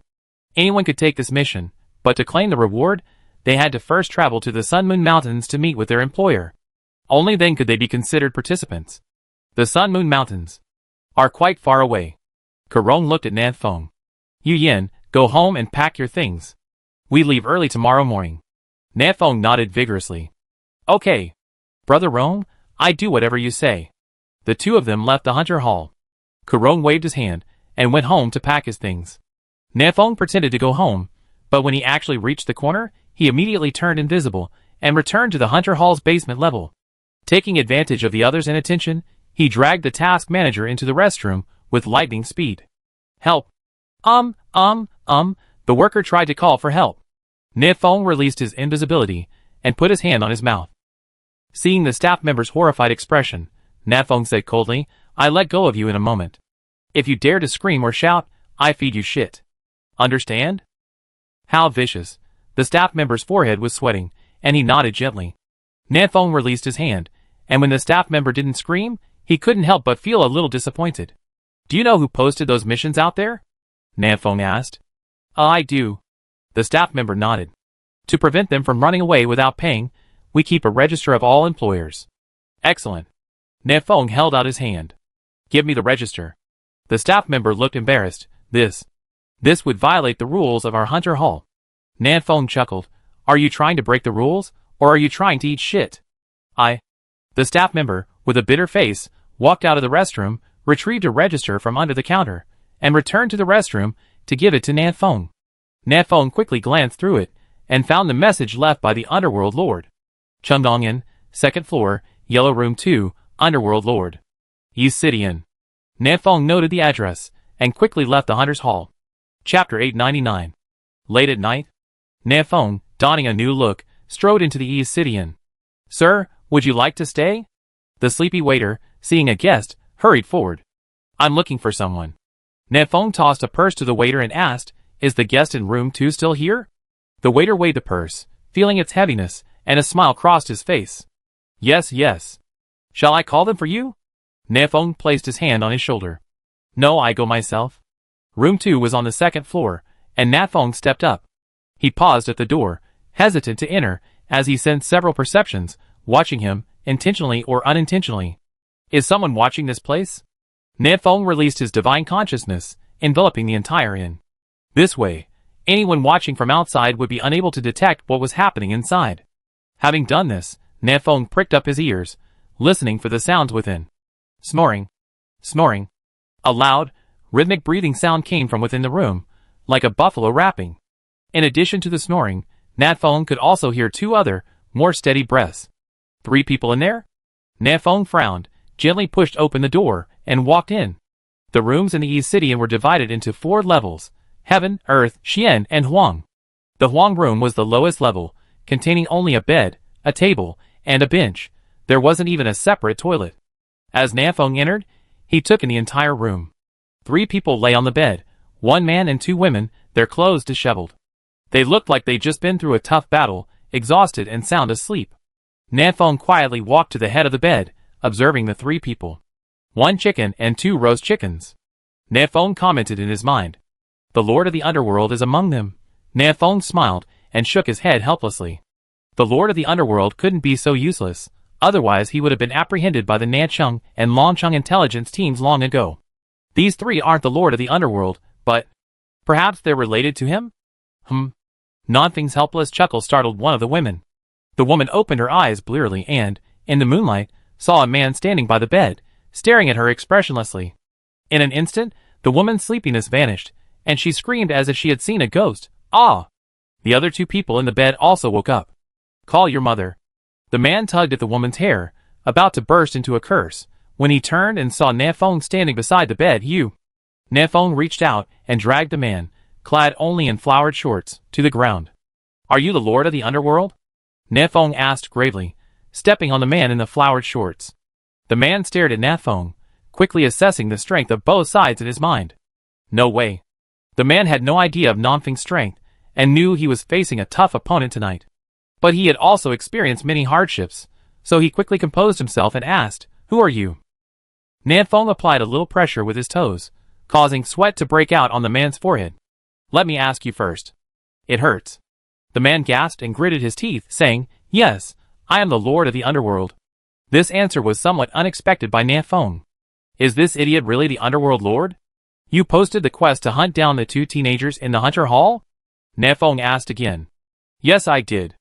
The Underworld Lord nodded slightly. Are you here for that quest? Don't worry, if you can kill those 2 teenagers and bring their bodies back to me, I give you 5 million copper coins. Na Fong fell silent. No, buddy, you really posted this quest.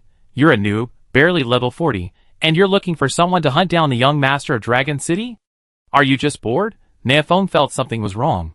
The Underworld Lord before him was definitely not the Underworld Lord he knew. The Underworld Lord Na Fong knew could obtain sensory-blocking paint from the Eternal Night Sea, was as elusive as a dragon, and could even train level 45 assassins. This man before him, in no way, resembled the Underworld Lord he knew. Knock, knock, knock. At the door, the waiter knocked, poking his head incautiously and asking, Gentlemen, how can I help you? The woman's scream had clearly attracted the waiter. No thanks, Na Fong tossed another purse over. Very well, sirs. Have fun, the waiter said, smiling broadly as he closed the door. The air pressure in the room dropped again. On the bed, 2 women huddled together, trembling. On the ground, a man in flowered shorts was being stepped on by Nanfeng's chest, speechless in pain. They all looked at Na Fong, wondering what this uninvited guest was up to next. Na Fong paused, then whispered, Do you know who those 2 young men you're trying to kill are? On the ground, the Underworld Lord hesitated for a few seconds before replying, Who they are has nothing to do with me. I'm just posting a quest for someone else. Sure enough. Na Fong looked at him. Who told you to post it? And why did you post it as the Underworld Lord? I told you. Can you let me go? Yes, but only if you don't lie to me. The man hesitated for a moment before finally speaking. The night before last, a man in a black robe came to me. He claimed to be the Underworld Lord and asked me to post that quest as him. A man in a black robe. Nothing's heart perked up. Now he had a clue. He hurriedly asked, "Where is that man?" The man shook his head. He said he was going to another city to post the same quest. He must have left Wukong City long ago. That's right. In a little over 10 days, over 20 people will be hunting Long Yuan in the Sun and Moon Mountains. These 20 or so people are from different cities, which means that the same quest will be posted in the Hunter Hall of each city. The man in the flowered shorts at his feet couldn't be lying. But there was one thing Na Feng felt was wrong about the man in the flowered pants. The Underworld Lord must still be in Wukong City. Why? Because Na Feng had visited the future more than 10 days in the future. More than 10 days later, Huang Mao had said that he was the only one who had seen the person who had issued the mission. Nanfeng's breath suddenly stopped. He had been tracking Huang Mao for over a month, and during that time, anyone who came into contact with him would be scrutinized by Nanfeng's all-seeing eyes. Only tonight, Na Feng, believing he had found the Underworld Lord, stopped watching Huang Mao. So Huang Mao met the Underworld Lord at this very moment. Na Feng felt a pang of regret. He had missed the real Underworld Lord in his quest to capture this fake Underworld Lord. Swish! He suddenly leaped out of the window. At that moment, the two perceptions that had swept over him converged on him again. Na Feng glanced and saw that they came from two of Dragon City's chosen ones. It seems the intelligence team in Longcheng had already tracked down this place, but they knew the man in the room was just a cover, so they only monitored him and didn't take action. Na Feng didn't have time to greet his two compatriots. In a flash, he arrived at Huang Mao's door. Bang! Na Feng kicked down Huang Mao's door and walked in. Inside, Huang Mao, who was packing his clothes, stared at Na Feng in astonishment. Who are you? I'm Yin Zhu, Na Feng asked coldly. Did you see a man in a black robe just now? Huang Mao scratched his head. Yes, what's wrong? Where's he? He just left a minute ago. Was it still a minute off? Just a coincidence? Or is it because the future can't be rewritten? Chapter 900. Just as the Lord of the Underworld left, Na Feng arrived at Huang Mao's house. Was this truly a coincidence? Or was the course of history already set in stone? The furthest into the future Na Feng had traveled was January 13, 2020. That was about a month from now. Based on the information he knew, Nancheng still hadn't captured the Lord of the Underworld for at least a month. If I find the Lord of the Underworld now, the future will be rewritten. Na Feng murmured softly. If the future can be rewritten, then history can be rewritten. The gentle flapping of a butterfly's wings could cause a hurricane hundreds of kilometers away. If Na Feng rewrote history, how massive would the storm be? He didn't know, but he wanted to try. And the first step in that attempt was to find the Lord of the Underworld within this month. While Na Feng was lost in thought, Kurong had silently grasped the dagger and slowly moved towards Na Feng. Just as he was about to strike, Na Feng suddenly spoke up. Huang Mao, what did that black-robed figure look like? Kurong paused, then stabbed Na Feng. Go to hell. The dagger failed to penetrate Na Feng's body, not even scratching his clothes. This wasn't surprising. After all, Na Feng's clothes were merely an illusion. What he was actually wearing was a fully adaptive humanoid self-propelled tactical machine. How could Huang Mao's low-end divine weapon possibly harm a robot? Kurong instantly understood the difference in power between the two men. He turned and scaled the wall, fleeing. Help! Kurong yelled at the top of his lungs, trying to attract the patrolling city defense forces. This was like the villain complaining first. Na Feng calmly extended his right hand, grabbed the air, and pulled the fleeing Kurong in front of him. Help! Kurong, still begging for help, suddenly saw Na Feng's face only 5 centimeters away. He froze in his tracks and cautiously chanted, Help! Help! Na Feng's expressionless face remained blank. What did that black-robed figure look like? Kurong thought for a moment. I don't know. His face was too dark to see clearly. Na Feng asked again, does he have any other characteristics? Kurong pondered for a few seconds before replying, he walks silently. Walking silently? What kind of characteristic is that? Anyone with even a little strength walks without making a sound. Kurong added, to be precise, he's floating. Na Feng raised an eyebrow. Floating? A vicious beast? A spirit? Or a ghost? In fact, those above level 30 can float, but generally no one does, as it would appear foolish. So the Lord of the Underworld is most likely not human? That's quite important information. Why did that black-robed man come to you? Na Feng continued.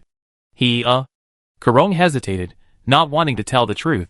Nanfeng's gaze grew colder, and Karong sensed a powerful murderous aura, making him feel like he was about to piss himself. If he didn't tell, he might die. Karong, sweat breaking out on his forehead, spoke immediately. He said I couldn't kill the two young men in the Sun and Moon Mountains, and there was a chance they would kill me in return. Nanfeng, and then? Karong, then he gave me 100,000 copper coins, and asked me to complete another mission. Nanfeng, what mission? Karong, he told me to remember the appearance of those two young men, and after the assassination mission failed, to go to Nonglin City and wait for him. He said he would come find me. Nanfeng, when will he come find you? I don't know, he didn't say. Karong wiped the sweat from his forehead and said, I asked him that question, and just as he was about to say it, he suddenly looked around nervously and left.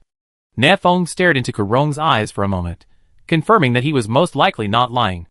It seemed that Xiao Luo's surveillance of the yellow-haired man was effective, but he didn't know how long it would take for the Lord of the Underworld to arrive. After thinking for a moment, Nanfeng took out a grenade and placed it in Karong's hand. Take this. What is this? Karong fiddled with the grenade in confusion.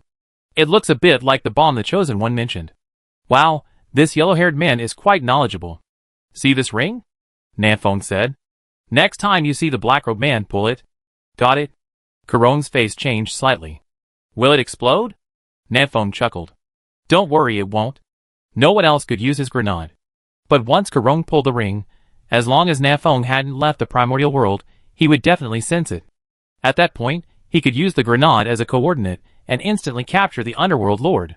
If the Underworld Lord sensed something was amiss and tried to escape, Nanfeng could remotely detonate the grenade, blasting him half to death first. Okay, Karong agreed hesitantly. But it was only a verbal agreement. Karong had already made up his mind. As soon as Nanfeng left, he would throw the grenade into the cesspool and leave Wukong City, never to return. Nanfeng couldn't hide Karong's subtle thoughts from him. Look into my eyes, Nanfeng said coldly. He locked eyes with Karong, his eyes gleaming with the power of time. Karong saw a future. After Nanfeng left, he threw a grenade into the cesspool. Boom! The grenade suddenly exploded, its terrifying force burning, shredding, and destroying every inch of Karong's skin. He endured that heart-wrenching pain for a full 10 minutes. Ah! Karong screamed, regaining consciousness, his entire body drenched in sweat. See? Nanfeng smiled. It will explode if it gets more than 3 meters away from you. So, don't even think about throwing it away. Understand? Karong nodded in fear. I understand. Nanfeng stopped trying to frighten the yellow-haired man and asked, where did the black-robed man go? Do you remember? Karong pointed eastward. He went east after leaving. Nanfeng nodded and began to follow the path to the Underworld Lord. It wasn't until Nanfeng had walked for 10 minutes that Karong finally recovered from the mortal terror. Is it sweat? Karong murmured, touching his crotch. So it's urine. I was wondering, how could such an opponent make me sweat so much? After leaving the yellow-haired man's house, Nanfeng released his spiritual sense, covering the entire Wukong City. He searched Wukong City from front to back, but found no trace of the Underworld Lord. Nanfeng wasn't surprised. The Underworld Lord possessed a sensory-blocking coating, making it difficult to find him. But Nanfeng had another solution. According to the time, he left Wang Mao's house about 10 minutes ago. A strange light flickered in Nanfeng's eyes. The power of time swirled around him, leaping and cheering. This was a new skill he had recently mastered. Past look. Nanfeng's eyes pierced through the void, seeing the scene on this street 10 minutes ago. A black-robed figure floated past him. At the fork in the road ahead, he paused, then headed to the street on the left. Turn left? Nanfeng rubbed his slightly sore eyes and strode after him. Chapter 901. Forward, turn left. Nanfeng walked, observing his surroundings, hoping to find some clues left by the Underworld Lord. But he was just thinking. The Underworld Lord was a cautious man, like a goose that leaves no trace, like a dragon that can only be seen from the head but not the tail. How could he easily leave traces? If the Underworld Lord was so easily exposed, Xiao Luo and the others would have discovered him long ago. Keep moving forward. Nanfeng's pace was quick, reaching the end of the street in seconds. This was a T-junction, and Nanfeng faced a new choice. Left or right? As he pondered, Nanfeng's peripheral vision caught a glimpse of a faint footprint in the dirt road to his right. Nanfeng walked closer and observed that the footprint was very clear, likely fresh. At this time of night, no one except the Underworld Lord should have passed through here, right? So, the Underworld Lord left these footprints intentionally? He wanted to lead me to the right? Oh, then I go left. Nanfeng took 2 steps into the alley on the left, then suddenly stopped and muttered, "Forget it. Let's play it safe and use the gaze to take a look."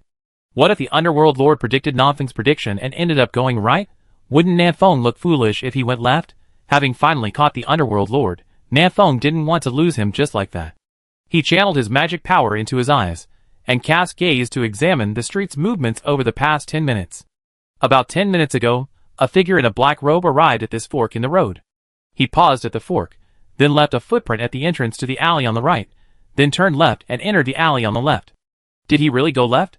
Nanfeng muttered to himself. I overestimated him. I thought he was on the 2nd floor, but he's actually on the 1st. The magic in Nanfeng's eyes slowly dissipated, and his eyes grew increasingly sore. Look past is a powerful skill, but it's still a bit too demanding for Nanfeng. Using it 3 or 5 times a day is the limit. In the final analysis, he still hasn't mastered the power of time well enough. But that's not a big deal, because Nanfeng knows that one day, he will fully master the power of time. Then, he'd be able to see the entire history at a glance, and foresee the entire future at a glance. Rubbing his eyes, Nanfeng quickly turned into an alley on the left. The alley led to a main road, which was bustling with people even in the dead of night. Trying to blend in with the crowd and conceal your tracks? No use. Nanfeng smiled faintly, and cast looked past again. It was as if he had installed a camera over the Lord of the Underworld. No matter what he did, he couldn't escape his gaze. He didn't believe the Lord of the Underworld could escape his grasp. Tonight, Nanfeng would attempt to change the future. Watching the past, magic power once again gathered in Nanfeng's eyes. He observed the events of the past 10 minutes on this main road. Gradually, Nanfeng's expression darkened. Because the black-robed figure hadn't been here in the past 10 minutes, he'd been tricked. The Lord of the Underworld hadn't turned left. Nanfeng's figure flashed, returning to the previous fork in the road and observing the scene again. 10 minutes ago, the Lord of the Underworld had turned left and entered the alley on the left. 5 minutes ago, the Underworld Lord retreated, paused for 2 seconds at the fork in the road, then turned right into the alleyway. 2 minutes ago, the Underworld Lord returned to the fork in the road again, crouching calmly in the corner, blending into the night. A minute ago, Nanfeng arrived at this fork in the road. Meanwhile, the Underworld Lord crouched in the shadows before him, silently observing Nanfeng's every move. Nanfeng came to his senses, and looked at the corner not far away. There was nothing there. The Underworld Lord had long since departed. So close, and I couldn't even spot him? Nanfeng grinned, a self-deprecating smile on his face. This is getting interesting. No wonder the others couldn't find the Underworld Lord. With his ability to conceal himself, who could possibly find him? If it weren't for the Observe the Past skill, Nanfeng would never have been able to detect the Underworld Lord. But Nanfeng couldn't just sit back and watch forever. Tears streamed down his cheeks, and his eyes stung as if they'd been sprayed with 10 pounds of chili pepper spray. After watching history for over 10 minutes straight, Nanfeng was exhausted. He needed to rest for a while before he could use watch again. We're just going to let the Underworld Lord escape like this, Nanfeng said, somewhat unwillingly. In reality, he had another option, to immediately seal off Wukong City, then summon Xiao Luo and Xiao Nan, and combine their efforts to forcibly extract the Underworld Lord. But this would most likely be a failure. Because the Underworld Lord was like a mobile eternal night sea, completely shielding him from all perception. If he simply found a corner and lay still, finding him would be incredibly difficult. Furthermore, completely sealing off Wukong City wasn't easy either. If he wasn't careful, the Underworld Lord would slip away, wasting time and making him even more cautious. Don't worry, Nanfeng consoled himself. I can watch history. The Lord of the Underworld's every move is within my sight. I just keep pursuing him, and one day I catch up. Nanfeng calmed down. Continuously using the skill past view would strengthen Nanfeng's control over the power of time. One day, when his mastery of the power of time reaches the point where he can perceive the future, he'd be able to anticipate and await the Lord of the Underworld where he should appear. Lord of the Underworld, your ability to block perception is indeed impressive, but am I not also incredibly cunning? This game of cat and mouse has only just begun. Nanfeng sneered, gradually disappearing. He sat cross-legged and began cultivating the power of time. He was not just a cat, but a cat with profound knowledge of the past and present, and a cat that could become invisible. The Lord of the Underworld, this mouse, couldn't escape. Over 10 days passed in a flash. The night Huamalkarong was frightened to the point of peeing himself. He packed up and left Wukong City, not even bothering to ask Yu Yin to go with him. Of course, if he had gone looking for Yu Yin, he would have discovered that he no longer existed. Ne Feng glanced at the time. Today was the day Huang Mao and his men would hunt Long Yuan. The world continued to progress as planned, and everything remained as Ne Feng knew it, unchanged. For the past 10 days, Ne Feng had pursued the Lord of the Underworld through numerous cities. The Lord of the Underworld seemed to know Ne Feng was following him, so he circled and hid everywhere, trying to evade Ne Feng's pursuit. Alas, it was all in vain. As his mastery of the power of time grew, Ne Feng drew closer and closer to the Lord of the Underworld. Chapter 902. Dragon Calendar Year 20, December 27th. Ne Feng tracked the Underworld Lord all the way to Nonglin City. Judging from the Underworld Lord's movements, he's probably planning to go to the foot massage parlor to look for Huang Mao. Ne Feng thought to himself. I can definitely stay ahead of him and wait there. In fact, at this point in time, someone was staking out the foot massage parlor. Xiao Luo and past Ne Feng. But Ne Feng knew things even further into the future. Before the Lantern Festival, Xiao Luo had been tracking Huang Mao, which meant he hadn't discovered the Underworld Lord during that time. This was because the Underworld Lord's ability to block perception was too strong. He could completely mask all fluctuations of magic within his body, becoming a dead object. Add to that his extremely cautious attitude, and catching him was truly difficult. Ne Feng could watch history at any time, essentially possessing a progress bar for this world, but even so, he had been chasing the Underworld Lord for over 10 days with no results. If someone else had come, they would have lost him long ago. We should be able to catch him today, Ne Feng thought to himself. He had just used Watch Over, and spotted the Dark Lord sneaking into Nonglin City 18 minutes ago. Given the Dark Lord's cautious nature, he probably observed the situation within the city first, rather than going straight for the yellow-haired man. This gave Ne Feng a chance to make up for the 18 minutes lost. Ne Feng stopped chasing the Dark Lord and chose to overtake him, heading straight to the foot massage parlor to wait for him. Whoosh! In a flash, his figure appeared above the foot massage parlor. Below, in two corners of the courtyard wall, squatted Xiao Luo and Go Over Ne Feng, respectively, monitoring the yellow-haired man. Past Ne Feng was similarly invisible. Even Ne Feng himself couldn't spot his past self. But he only casually glanced at the corner where past Ne Feng was, and felt the power of the river of time begin to surge. Past Ne Feng was filled with questions, a puzzled look on his face, as he was swept away by the river of time. Ne Feng rubbed his nose, a look of embarrassment on his face. Good grief. I was just crouching there. How did the river of time sweep me away? So it was me who discovered me. Meanwhile, Xiao Luo, crouched in another corner, looked at past Ne Feng's location with a hint of confusion. A faint surge of time's power? Is this an illusion? Xiao Luo opened his control panel, but saw no message from Ne Feng. Ne Feng should still be in seclusion. Xiao Luo thought to himself. Then just now. It must have been an illusion. Ne Feng took in Xiao Luo's reaction, somewhat surprised. Xiao Luo actually noticed my presence? My buddy is quite capable. Ne Feng didn't go to greet Xiao Luo. Xiao Luo was hiding well, and ordinary people certainly couldn't find him, but the Underworld Lord was no ordinary person. What if Xiao Luo had already been discovered by the Underworld Lord? Wouldn't Ne Feng reveal himself now? It's better to be cautious. Inside the room, the yellow-haired man rang the service bell twice and shouted, Boss, please send me a technician quickly. I've been waiting for so long. A moment later, a beautiful young technician hurried into the room carrying a bucket of hot water. Sir, wash your feet, the young lady said gently.